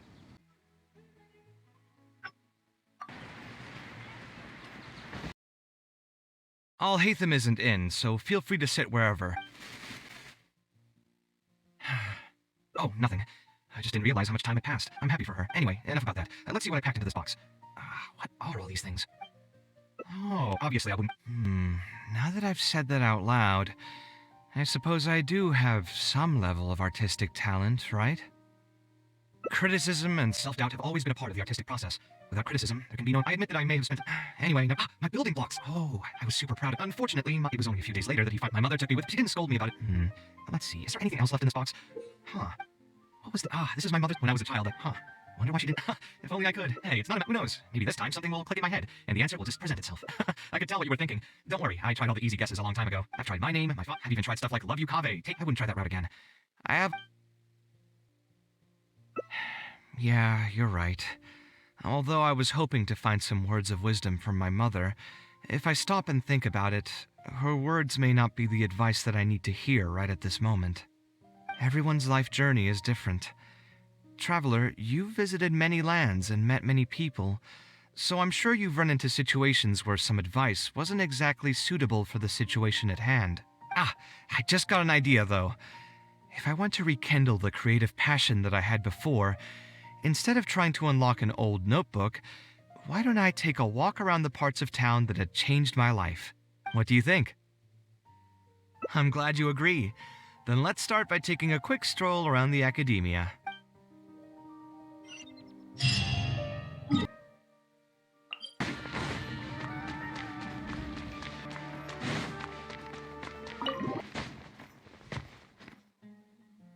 Of all the places in the academia, I remember this one most. When my studies got busy, I used to pull all-nighters here trying to finish my blueprints. Who doesn't miss their time at the academia? Life was a lot simpler then, and we all had far less troubles. I created many designs that I thought were beautiful in the House of Dana. I drew whatever came to mind, since I didn't have to care about budget constraints or turning them into reality. If I had to give a reason, It'd probably be because I like the ambiance here. The Academia also had a rule that allowed scholars to annotate any physical books they came across. As a result, the books here are chock full of scholars' wisdom across many generations.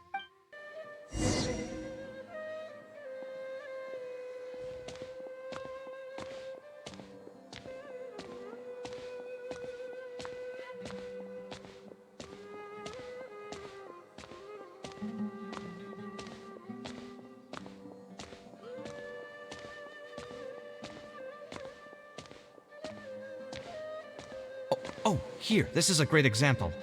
This book, History of Ancient Sumeru Architecture, contains some analysis that I did many years ago. Huh? Why is Alhatham's handwriting also in here? When did he ever read this book? I guess it's probably from when we worked on that research project together. Anyway, he probably never cared to tell you this, but the House of Dana is where Alhatham and I first met. I came here to do my homework, and saw him sitting by himself next to that row of bookshelves. A group of Haravatat scholars were chatting near him, but he looked as if he was too lazy to join them. There was a pretty stark difference between him and all the rest of them. It was my fault for feeling bad for him. I thought he must have gotten into some kind of trouble and went over to ask if he needed anything, not realizing that... Not realizing that you were in fact the one in a whole heap of trouble? Alhatham? Why are you here? The House of Dana is a public space. Anyone can come here, no? But shouldn't you be at the records room at this hour? You're not here to watch me make a fool of myself, are you? You think I would derive amusement from watching you fall into depression over your life's various troubles? If that's the case, then I suppose I must have been entertaining myself for years. I came here to pick up a few files. If your voice hadn't managed to get through my soundproof earpieces, I probably wouldn't have noticed you. All right. I admit I was probably overreacting just now. Probably not when he's right here with us. As his senior, I shouldn't try to tarnish his reputation. There was nothing embarrassing or shameful about it.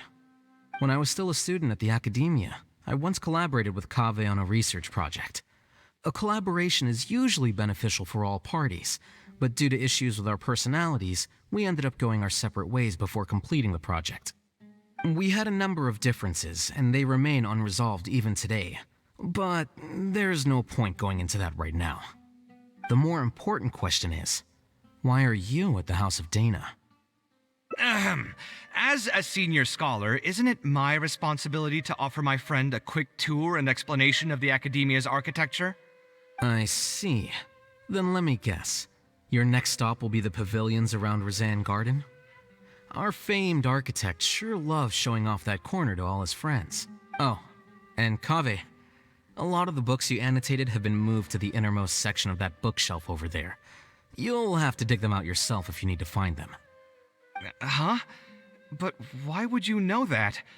Don't tell me you finally had an epiphany and realized that there's great virtue in respecting your elders' work. Sure, if that will give you some self-confidence. Leave any words of thanks you may have to the ex-Grand Conservator. The last time he was here, he was complaining that he had received reports from current students. The main grievance being that the annotations are too long and difficult to read. As a result, the books you annotated have been moved to the back shelves. What? But all of my annotations were extremely important. Instead of reporting me, they should have been thanking me for my service. The notes that I took, they couldn't have asked for a better analysis of those books. Okay, just you wait. I'm going to fix this right now. I'll dig all the books out and return them to the proper shelves. Oh, we'll wait. Anyway, you were about to say he's feeling a bit down? Put through the ringer. What an interesting phrase. I assume he used those exact words himself. He probably did suffer quite a bit, that's true.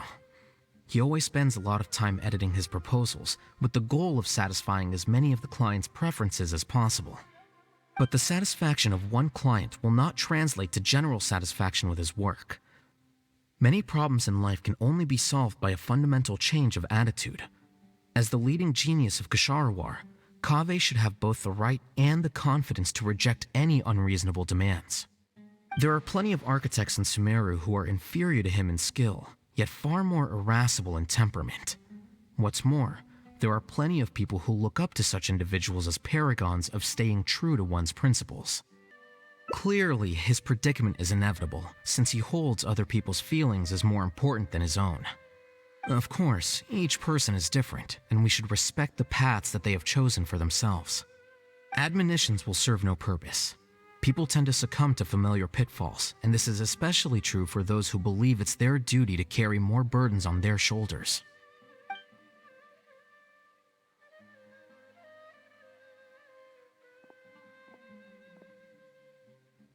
Looks like you were having an enjoyable chat while I was gone. Were you talking about me by any chance? What do you think? What else is there to talk about? Surely no one would be interested in talking about the files that you were browsing through earlier. Anyway, you should take a look at this. Look at this comment on page 82. Dear Kaveh, thank you so much for annotating this book in such detail. It was a great help to me. See that? Now that's how a student should treat their seniors. And it looks like you're already in a much better mood now. It really doesn't take much to make you happy, huh? Me happy? I'm mocking that retired blockhead for being so full of himself. He understands nothing about the true beauty of architecture. When I can find some time, I'll have a serious talk with him about making sure these books are put where they belong. Why don't you just move all the books yourself? It's not like he hasn't cursed you out before. What was that nickname he gave you while you were in the academia? The Urchin of Ksharawar? Kaveh had a habit of scribbling and writing in all kinds of books. Hey! You didn't need to bring that up. At least not when I'm still standing here. Oh, actually, I also found a really old sketch in one of the books over there. See? Doesn't it remind you of something? Huh? Don't tell me even you don't get it. Don't ask me. This is the time you specifically put aside to brag about yourself. Feel free to hoard all the spotlight you want. You...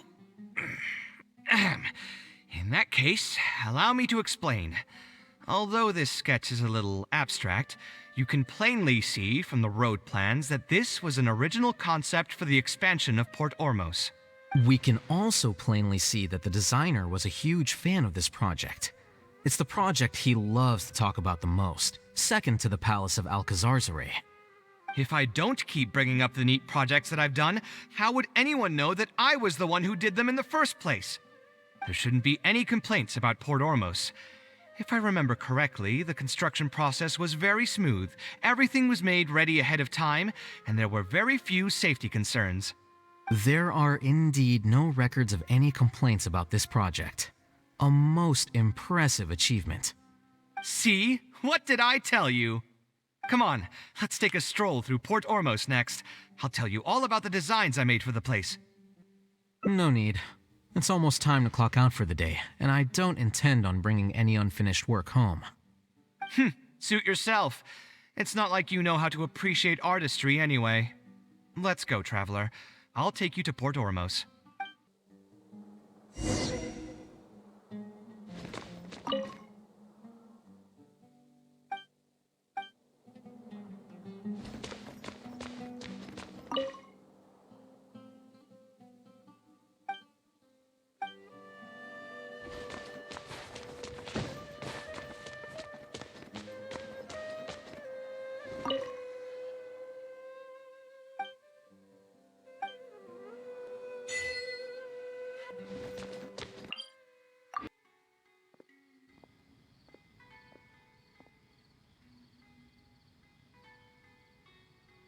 Port Ormos. No, I didn't design any one specific building. Most of my work here concerned structural renovation. Port Ormos had already existed since I was still a young child. It wasn't as large as it is now, though. It only came to its current size after a sizable expansion. I was part of that project. The arch bridge over there, for example. That was one of my designs.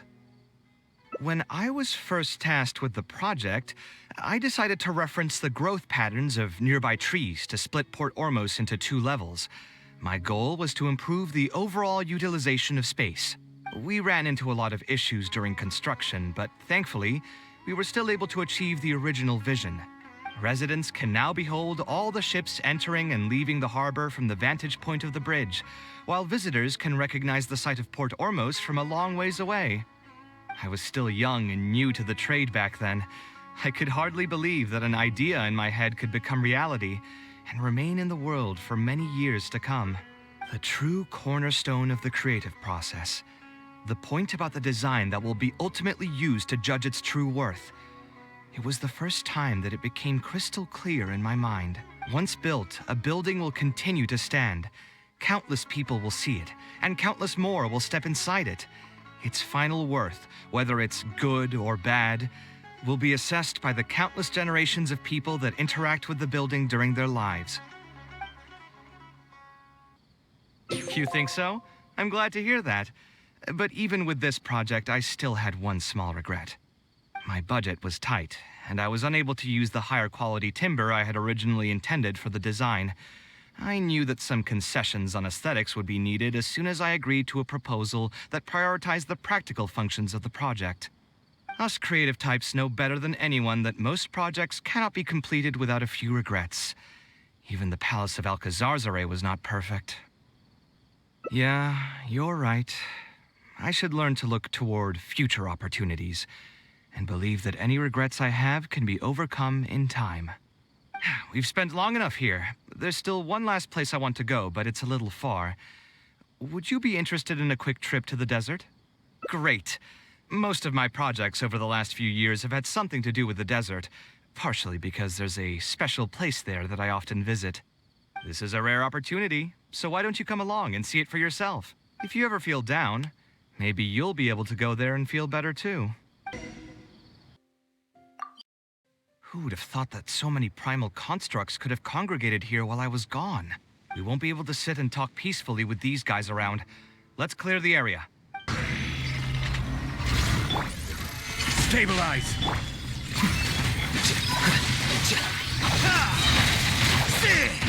Scatter!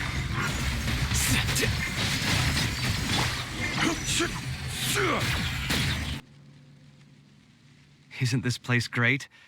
I often come here to clear my mind when I'm dealing with a difficult situation. You know what I mean. Everyone finds themselves in frustrating situations once in a while. Just take me as an example. My family life got shaken up quite a bit when I was young. I struggled in school, and I got into a huge pile of debt building the Palace of Alcazarzaray. Although Alhaitham thinks that it's because of my personality that I continue to live in the shadow of the past, I think it's also just a part of life.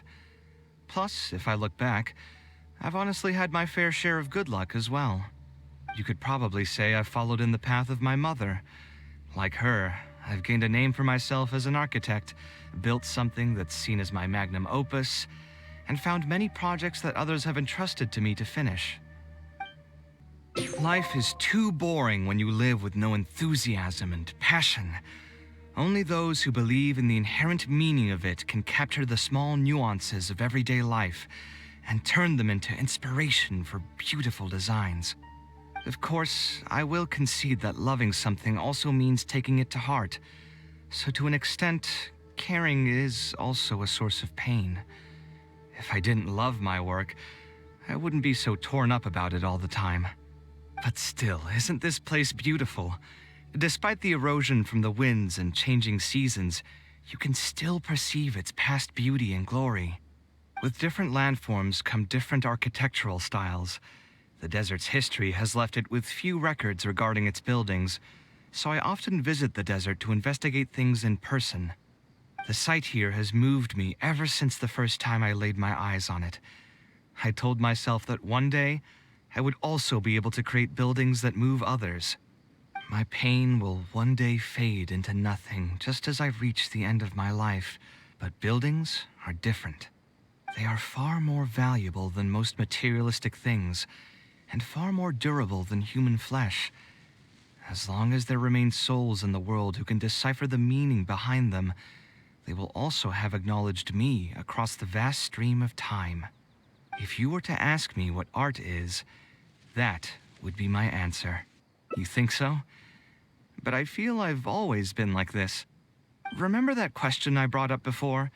The one about whether I should see art as a divine gift of inspiration from the gods, or as a product of my own existential struggle. I still haven't found an answer to that yet. But if art wasn't inherently paradoxical and enigmatic, then people probably wouldn't be drawn to it. Those who pursue art will be unable to avoid the pain that it naturally brings. Will often be floating on cloud 9 one second and sinking in a mire the next. I'll try gathering my thoughts again once I've found a way to define art in the first place. In any case, thank you so much for listening to everything I had to say.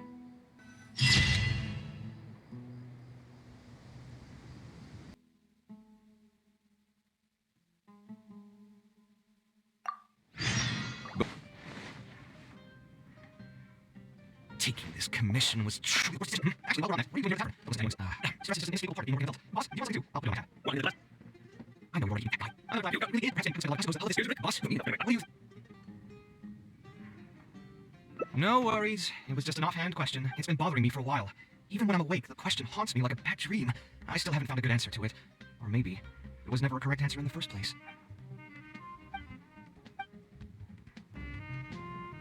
Sounds great to me. A different career. I see. That's not a bad idea. I think I've heard a saying somewhere before. 80% of a working adult's woes are due to not having enough mora in the bank. It's just a saying, of course, but even I will admit that my life would be a lot better if I could make additional mora. And if I want to make mora, I should finish that ridiculous commission.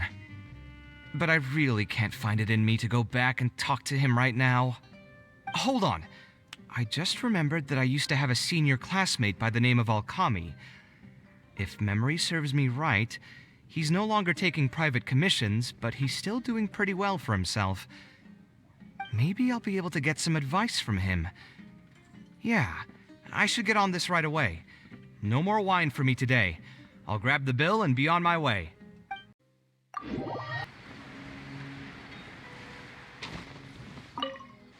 Ah, Kaveh, it's you. It's been a while.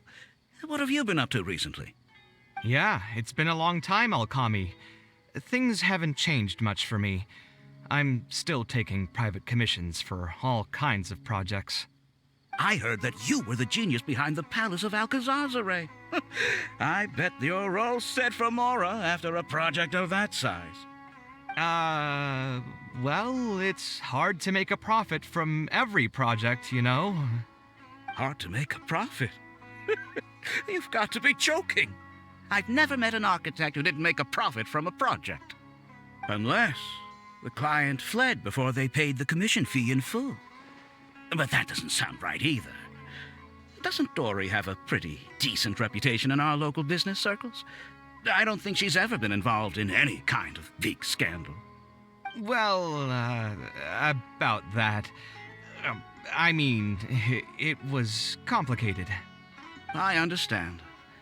Either way, doing one project after another sure gets exhausting over the years, huh? I've been there, so I can feel your pain. I mean, I obviously never had your reputation to live up to. That must have been stressful.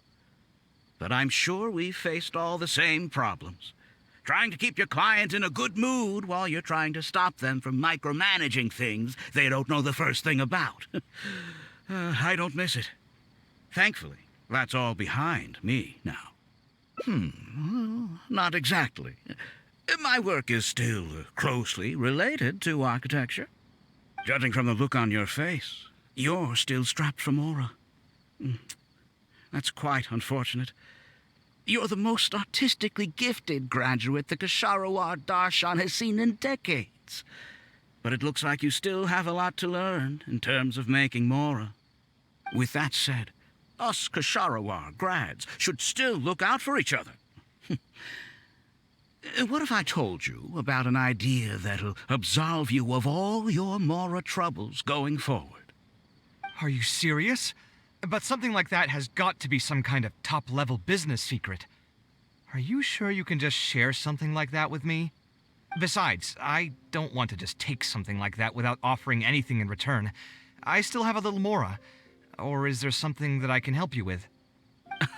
Oh, you're too kind. This is just a simple tip.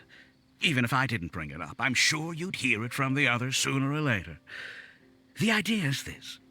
I recently opened up a training center with the goal of educating people in architecture design. Compared to the classes taught by those old fossils at the academia, my classes are more condensed and streamlined and will allow people to quickly get their foot in the door. Unlike the academia, I won't turn down anyone who's interested, rich or poor. As long as someone wishes to learn more about architecture, I'll accept them into my training center. It just so happens that I'm still looking for a few more instructors. So, what do you say? Interested in coming over to give a few lectures? Regardless of the pay, I can already guarantee that it'll be far more comfortable than working on random people's private commissions. Ah, so you want me to join you as an instructor? That does sound like something I'd be able to do. It sounds like a pretty stable job, too. What do you think, Traveler? Then it's a deal? Yes, it's a deal. Thank you, Alkami. Oh, like I said, there's no need to thank me for this. The lecture room is not far from here, so you can just come straight here tomorrow morning. As for the pay, how about we start at 300,000 Mora per lecture? 300,000? Are you serious? How could you offer so much? It would seem that you're still oblivious to your own economic worth. 300,000 is nothing compared to the prestige of having the Light of Kasharawar as one of my instructors. 300,000 is also just the base rate. Just trust me on this. The longer you stick with me, the more you'll come to understand your true value in the market. I have to go make some preparations now. See you tomorrow. I was never particularly close with Alkami when we were in school. Who would have thought that he'd be so nice and friendly? I've hosted free lectures before, but this would be my first time being hired to lecture for a formal business. 300,000 Mora per lecture. Whew. I'm so excited that I'm starting to get nervous. Thanks so much. I think I will be able to relax a bit more with a friend in the audience. Now, what should I talk about tomorrow? Some lessons I've learned over the past few years? I should probably save those for later. For my first lecture, I should start by getting them more interested in the field. All right, let's meet here again tomorrow morning. I should hurry home and create some kind of lesson plan. If I'm going to become an instructor, I should make sure I show up prepared.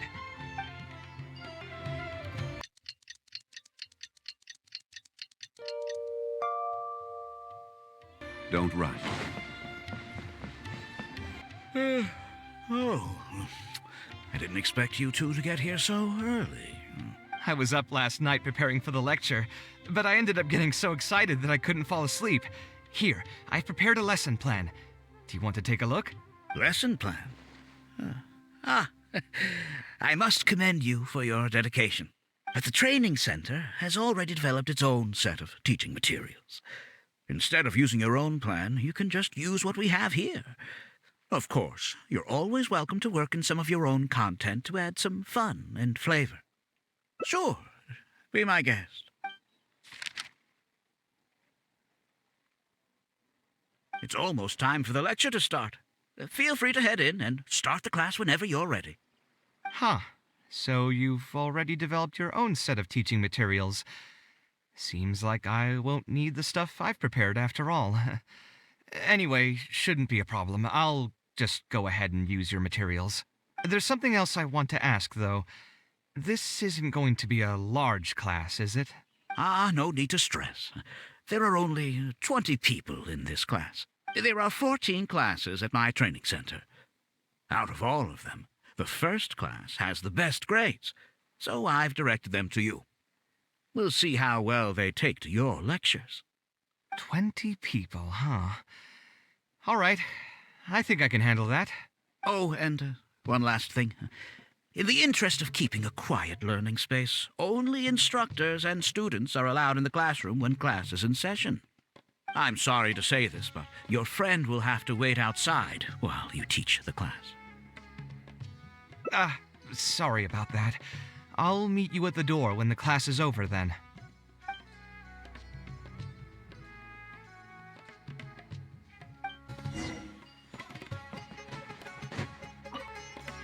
Did you hear? Alkami recruited Kaveh to be an instructor. I bet that'll boost his enrollment numbers. Really makes you jealous, eh? If you think about it, Alkami was never that talented himself as an architect. If we're just talking about professional skill, no one would pay for a class with him. That's true, but you've got to admit, his advertisements are really effective. After all, the academia only admits those that can pass its entrance exam. So only a few people could hope to study architecture in the halls of the Kashar War. For those who can't pass the exam, or who just want to jump straight into the industry, the training center is the best bang for the Mora. Man, to have that kind of business acumen.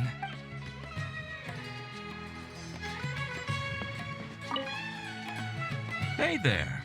Can I help you? Oh, Alkami? You mean that rich guy who's been making quite the name for himself? Yeah, he commissioned a set of furniture from me a while back.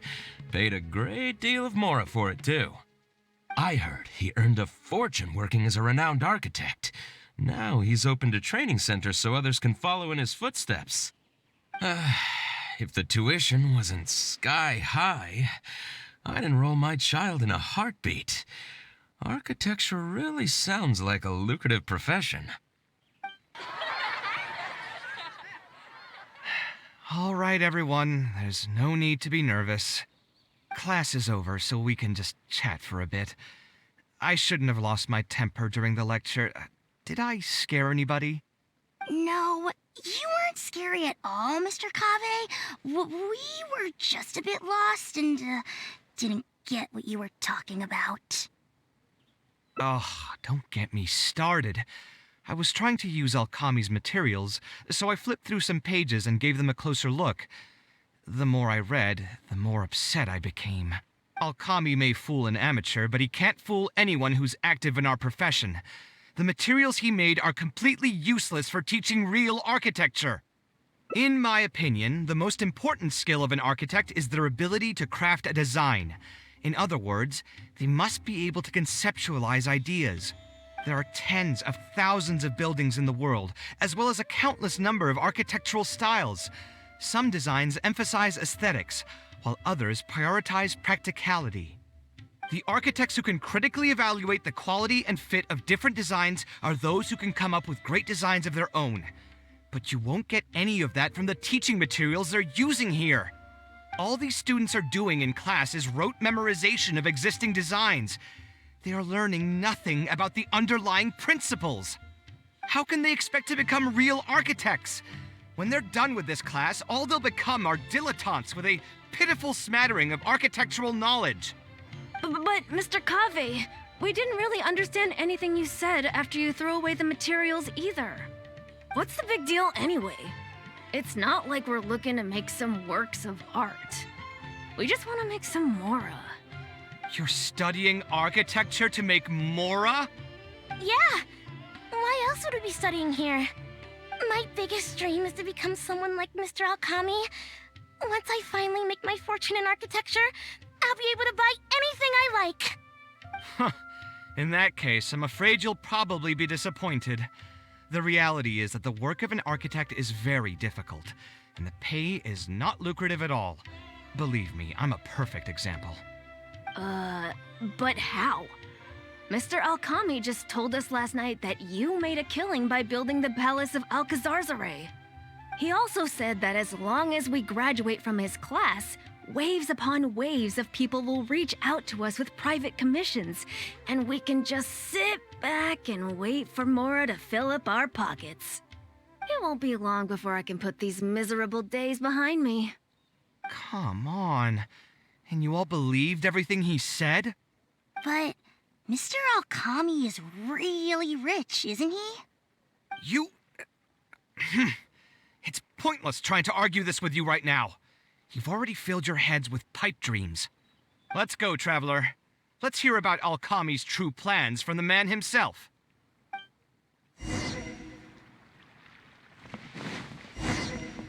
What's wrong, Kaveh? You look quite flustered. Did one of my students offend you? Were the students not astute enough for your liking? I must implore you to go a bit easier on them. After all, they're nothing like the genius scholars you're used to dealing with at the academia. We don't need to strive for perfect understanding. As long as some knowledge has been passed on, that's good enough. Yeah, I'm mad at them. But I'm even more upset that you're scamming people under the guise of teaching them about architecture. The students are all here hoping for a quick way to make money, but we both know that an architect's life is hard and exhausting. Just a little while ago, I was toiling over the 6th draft of a design for a client. If your client is unhappy, you can't break ground, and the longer a project goes, the longer it takes for you to get paid in full. What's worse, if your client disappears in the middle of a project, good luck getting anything from them ever again. You know all of this just as well as I do. Why lie to them?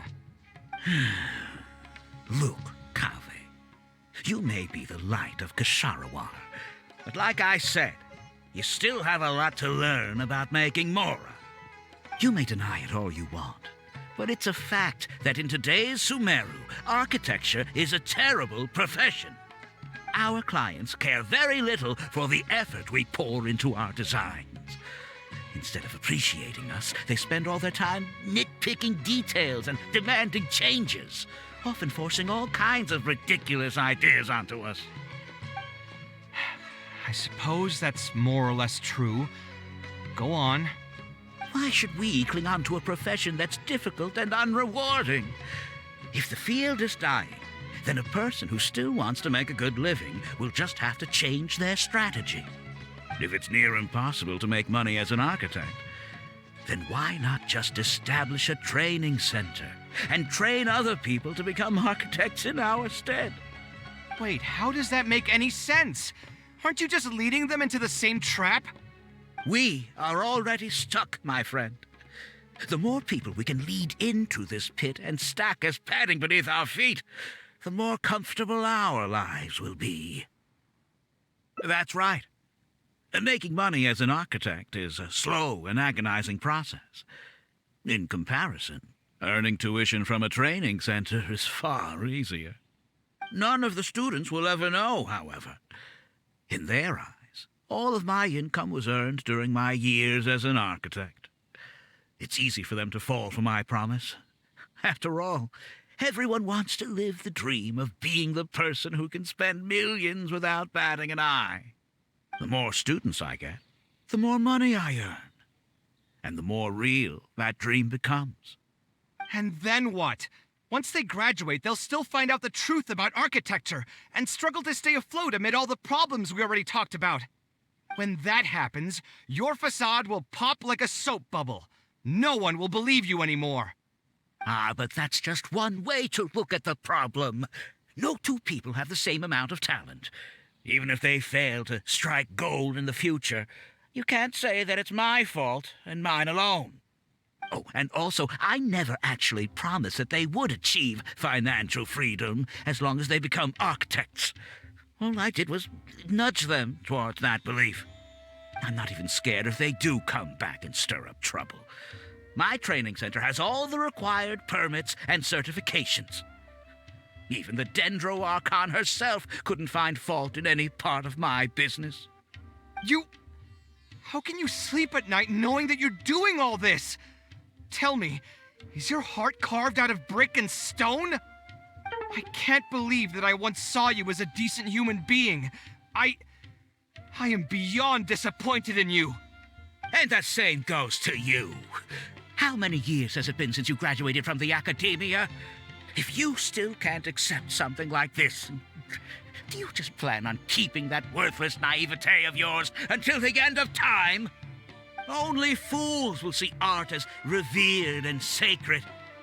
In the end, art is just another business. Being successful at running a business is an art form in itself. I urge you to think about what I've said. Offloading your pain onto others is the only way a person can live comfortably in this world. As the light of the Ksharawar, you've accumulated plenty of fame and respect. It's high time that you use those resources to improve the circumstances of your own life. Think it over, Kaveh. I still believe our collaboration could be very fruitful. I'm so mad, I feel a headache coming on. There's nothing more I can say to him. I'll resign from my position as instructor. Of course, I'm sure you've realized that as long as I remained at this center, he would be able to use my name to advertise this place. Even if I just sit back and do nothing, others will be deceived and suffer because of me. He is right about one thing, though. These kinds of training centers are everywhere. And even if the academia was to find out about it, it's unlikely that they would take any real action against it. The most that they could accuse him of is false advertising. And even that would be hard to prove. Oh? Did you notice something else? Yeah, you've got a point. The rate he gave me was 300,000 mora per lecture. That probably came out of the students' tuition. And who knows just how much he's been charging the students for attending his classes. If you're gambling everything on making it rich as an architect, are you really going to have the mora to pay for that kind of tuition? Right. We should hurry. The students didn't believe a word I was telling them. They're still daydreaming about making millions. We're never going to get any information from them again if we let Alkami talk to them first. Let's move now before he's had the chance to react. Oh, Mr. Kaveh? What are you doing back here? Class finished a while ago, but you're still here. Why haven't you gone home?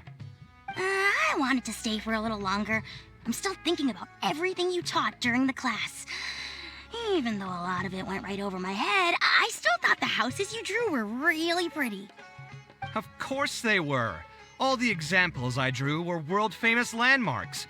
Each one was the magnum opus of a celebrated architect. It's a good thing that you could recognize them for their beauty. The accumulation of knowledge is the first step to artistic expression. Instead of rote memorization, you should try to relate and to understand. And after that, try to resonate with the work. Resonate? Yes. When I first got into architecture, there were many things about it that I couldn't understand at all. I would find a building to be beautiful, but have no idea what made it so good. And for most people, just being able to admire a building is enough. To become a good architect, however, you must also learn to assess and appraise. Going from admiration to assessment will take a lot of time and specialized knowledge, and I'm afraid that some superficial speed training won't be enough to take you there. Just as I thought. Becoming an architect won't be as easy as Mr. Alkami made it out to be, right? I'm sorry. I'm not trying to crush your dreams. All I want to tell you is that an architect's life is not as carefree and easy as others may make it out to be. I understand. Thank you for telling me the truth, Mr. Kaveh. I think I'll still stay here for the time being, though, since my family still hasn't paid everything off. Paid off what? Sorry, I can't say anything more. Mr. Alkami made it very clear that anyone who talks about it will be kicked out of the class. Don't listen to him. I am the most famous architect in Sumeru. If he kicks you out, then I'll just take you in instead. Really? Why would I pull your leg? I can see you have some talent, so as long as you get your fundamentals down, you should be able to pass the entrance exam and continue your studies at the academia. Then please keep this a secret for me, Mr. Kaveh. Truth be told, my family is not very well off, so We couldn't really afford the tuition for this class. Mr. Alkami was the one who reached out to my parents. He told them that he knew a merchant by the name of Bahar and that we could get a loan from him. He told all the students that once we graduate, people would come flocking to commission us for projects. If everything went well, we'd be able to pay off everything in just a few years, and all the more we make after that would be ours. How much did your family borrow from this merchant? I think it was several million mora. And what was the interest rate? I'm not really sure. My parents were the ones who signed the contract. All I know is that the stack of papers was as thick as a slab of rock. Yeah, I have a bad feeling, too. Something about the whole thing feels dastardly familiar. We need to find that merchant to confirm. But if we were to confront him right now, there's no way he'd admit to anything. Good idea. Hey, tell me, do you know where we'd be able to find this merchant? We last saw him on the north shore of Port Ormos. Who knows if he's still in that area, though. Well, it'd still be worth taking a look. Architecture... No. The arts shouldn't be used as bait for a scam. We need to do something before the students' lives are ruined even further.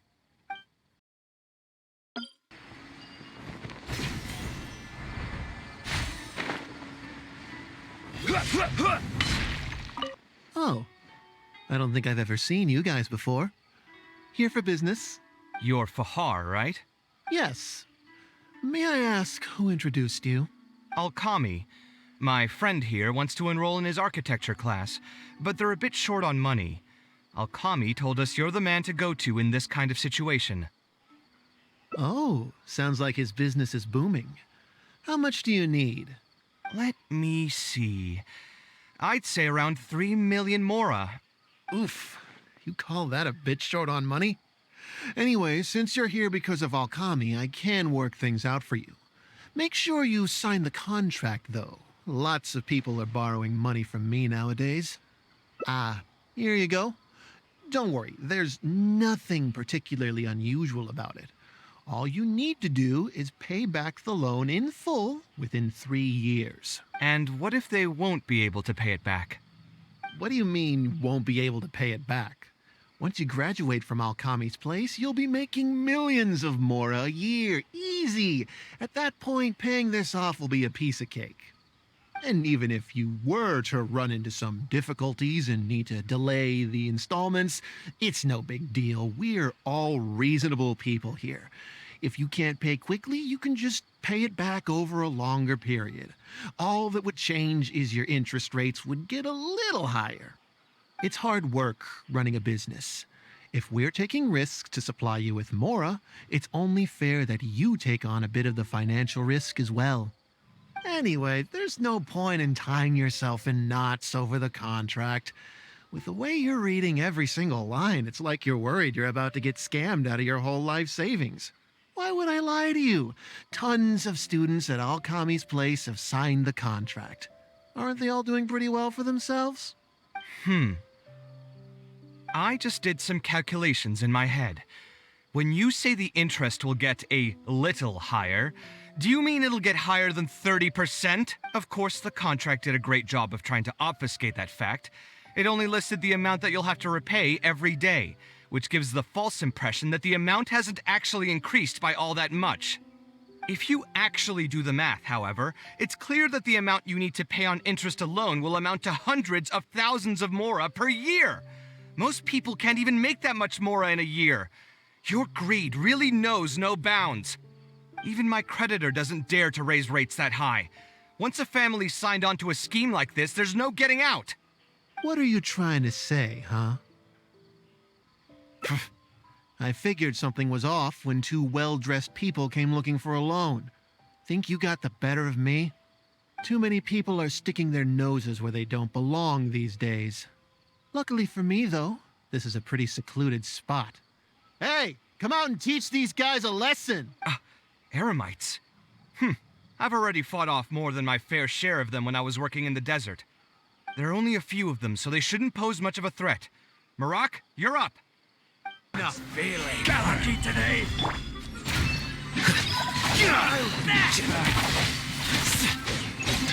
Nothing lasts forever. Scanning.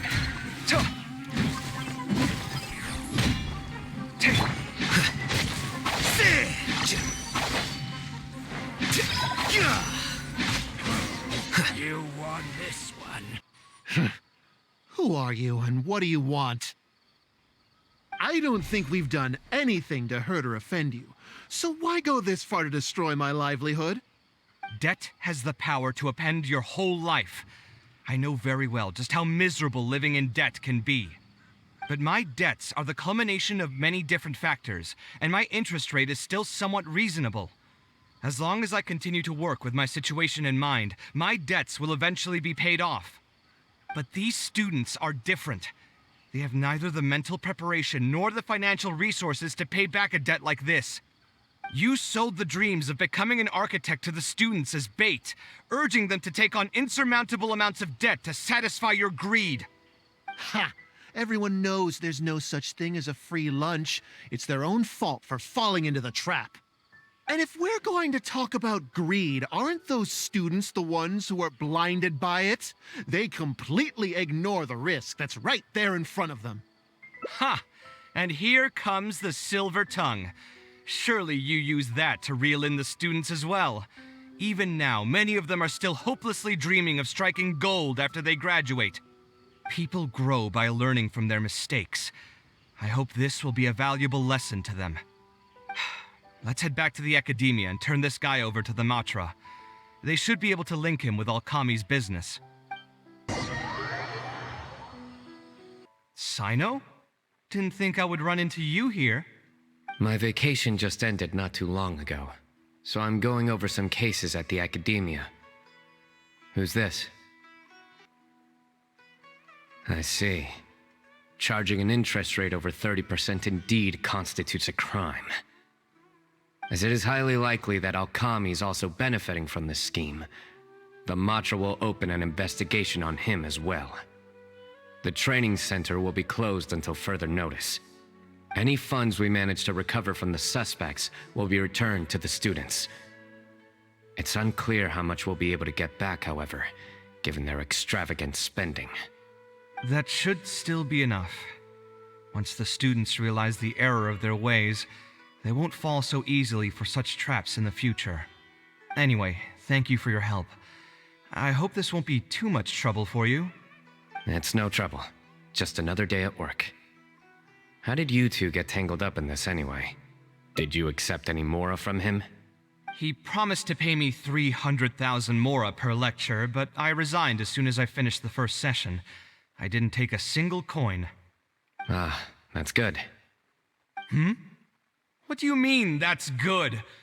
Would you have taken me into custody as well if I had actually accepted any mora? I wouldn't have gone that far. But, had he insisted that you were also an active participant in his schemes, under our rules, we would have been required to open an investigation on you as well. Either way, though, I believe you are innocent in all of this. Had you actually been all right with making money through less than noble means, your life wouldn't be the mess it currently is. Hey, what was that? What do you mean my life is a mess? Never mind. Your life is fine. You're just messing with me now, aren't you? Let's get back to business. If Alkami's case can be successfully resolved, you'll be eligible for a monetary reward from the academia. Don't forget to pick it up after the fact. Huh. I didn't even know there was such a thing. I never would have guessed. What I'm trying to say is that we didn't report Alkami because we thought we could make some more off of it. The reward will be given regardless of your personal motivations. It was implemented with the intent of encouraging people to supply tips to the Matra. Fine. Is there anything else? I want to go back to the training center one more time and talk to some of the kids. Sure, but you should wait until tomorrow. My subordinates will shut down the center today, and summon the students to gather information on the total amount of mora they've lost in the scam. All right, then I'll stay out of their way. I can talk to the kids tomorrow. I have a few other things to take care of, so I'll be off for now. If you want to follow up on this case, just come find me again. Or ask one of the Matra.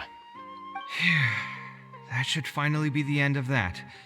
Oh, who would have thought it would turn out like this? All I wanted was to find a new gig and earn some mora. To think Alkami would sink this low, it still makes me really upset. Still, I think I feel a little better now than when you found me back at the tavern. It's a little ironic, but you could say it's because I've realized that there are many circumstances in the world that are even worse than my own. Now that I've seen such things firsthand, I suppose I've earned a new sense of appreciation for my life. How should I put it? I'm pretty stubborn when it comes to my profession, so I often argue with my clients. The arguments are usually extremely frustrating, and every once in a while I'd wonder if I only became an architect because fate wanted me to pay for some sins I'd committed in a previous life. Alkami's suggestion would have allowed me to quit my life as an architect and earn money solely from my reputation. But now that I've experienced that for myself, I can confidently say that I'd never want to do it again. Every scholar has their own sense of pride and a line that they don't like to cross. Of course, when faced with the vicissitudes of life, some will surrender these things to seek a more comfortable life. I can understand that. Just speaking for myself, though, I don't think that's something I'd ever be able to do. The voice in my heart would just keep repeating one thing. The moment I turn away from my dreams would be the moment my career ends. If I stopped devoting everything to my creative activities, I'd be able to lead a more comfortable life, but at the same time, my sense of intuition and understanding for the arts would also begin to degrade. At that point, any materialistic ease I may have gained in life would just become another form of torment. In comparison, my current life comes with its share of difficulties, but at least I'd never have to deal with that kind of existential reckoning. I appreciate it. You may call me conceited for this, but I would also like to think I'm talented enough to be able to lead a decent life without compromising my pride. It's certainly not easy, but I want to keep at it. My thanks again for being such a great help throughout all of this. I'm planning to pay another visit to those kids tomorrow. Want to come with me? All right, I'll see you tomorrow then. Get some good rest.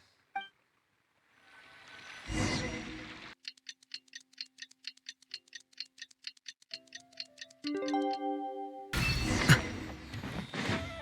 never would have guessed Mr. Alkami was a scammer.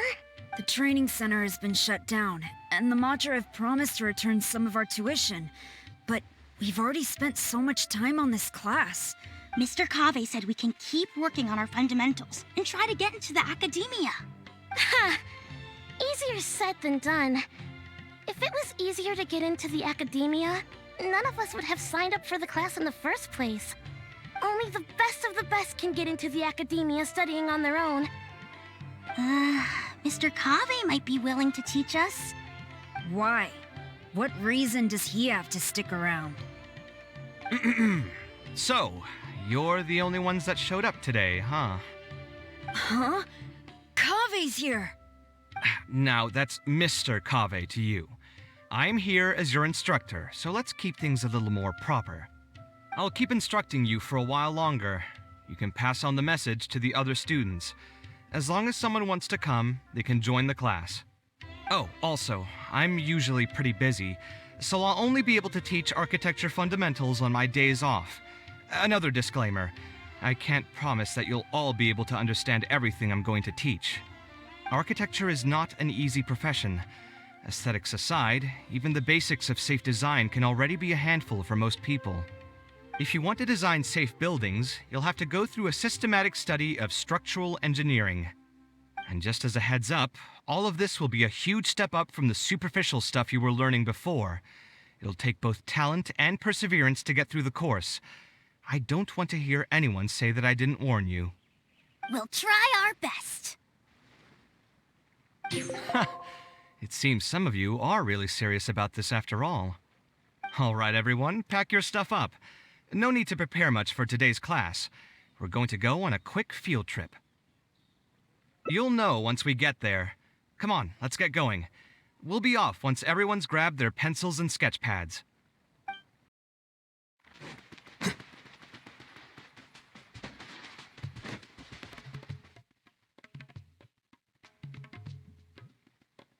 This lighthouse has been around for a long time, and I handled its renovations when I first graduated from the academia. The point of today is not so much about the lighthouse as a building, however. I just want you to take a look at it and do a bit of self-reflection. If you were tasked today with designing a building, how would you want it to look like? Don't think about how you'd actually go about building it for now. Just put your ideas to paper and draw the prettiest building that comes to your mind. So, it can be, any kind of building? Yep, as long as you think it'd look good. It doesn't even necessarily have to be a building. If you want, you can draw trees, the ocean, or even a garden area. Draw whatever you'd like. In my experience, it's best to approach the study of architecture from a point of personal interest, rather than for the sake of a career. Both the study and practice of architectural design are extremely difficult. A person who's forced to work on projects that they don't resonate with will only struggle and suffer. So at least for today, I hope the students will be able to create something that they enjoy. There's no need to think about it too hard. They'll have plenty of time in the future to revisit the design and make changes. What do you think? Want to try your hand at it as well? Don't forget that this is a free class from Mr. Kaveh, the Light of the Kasharawar. On a normal day, this would cost you 300,000 mora.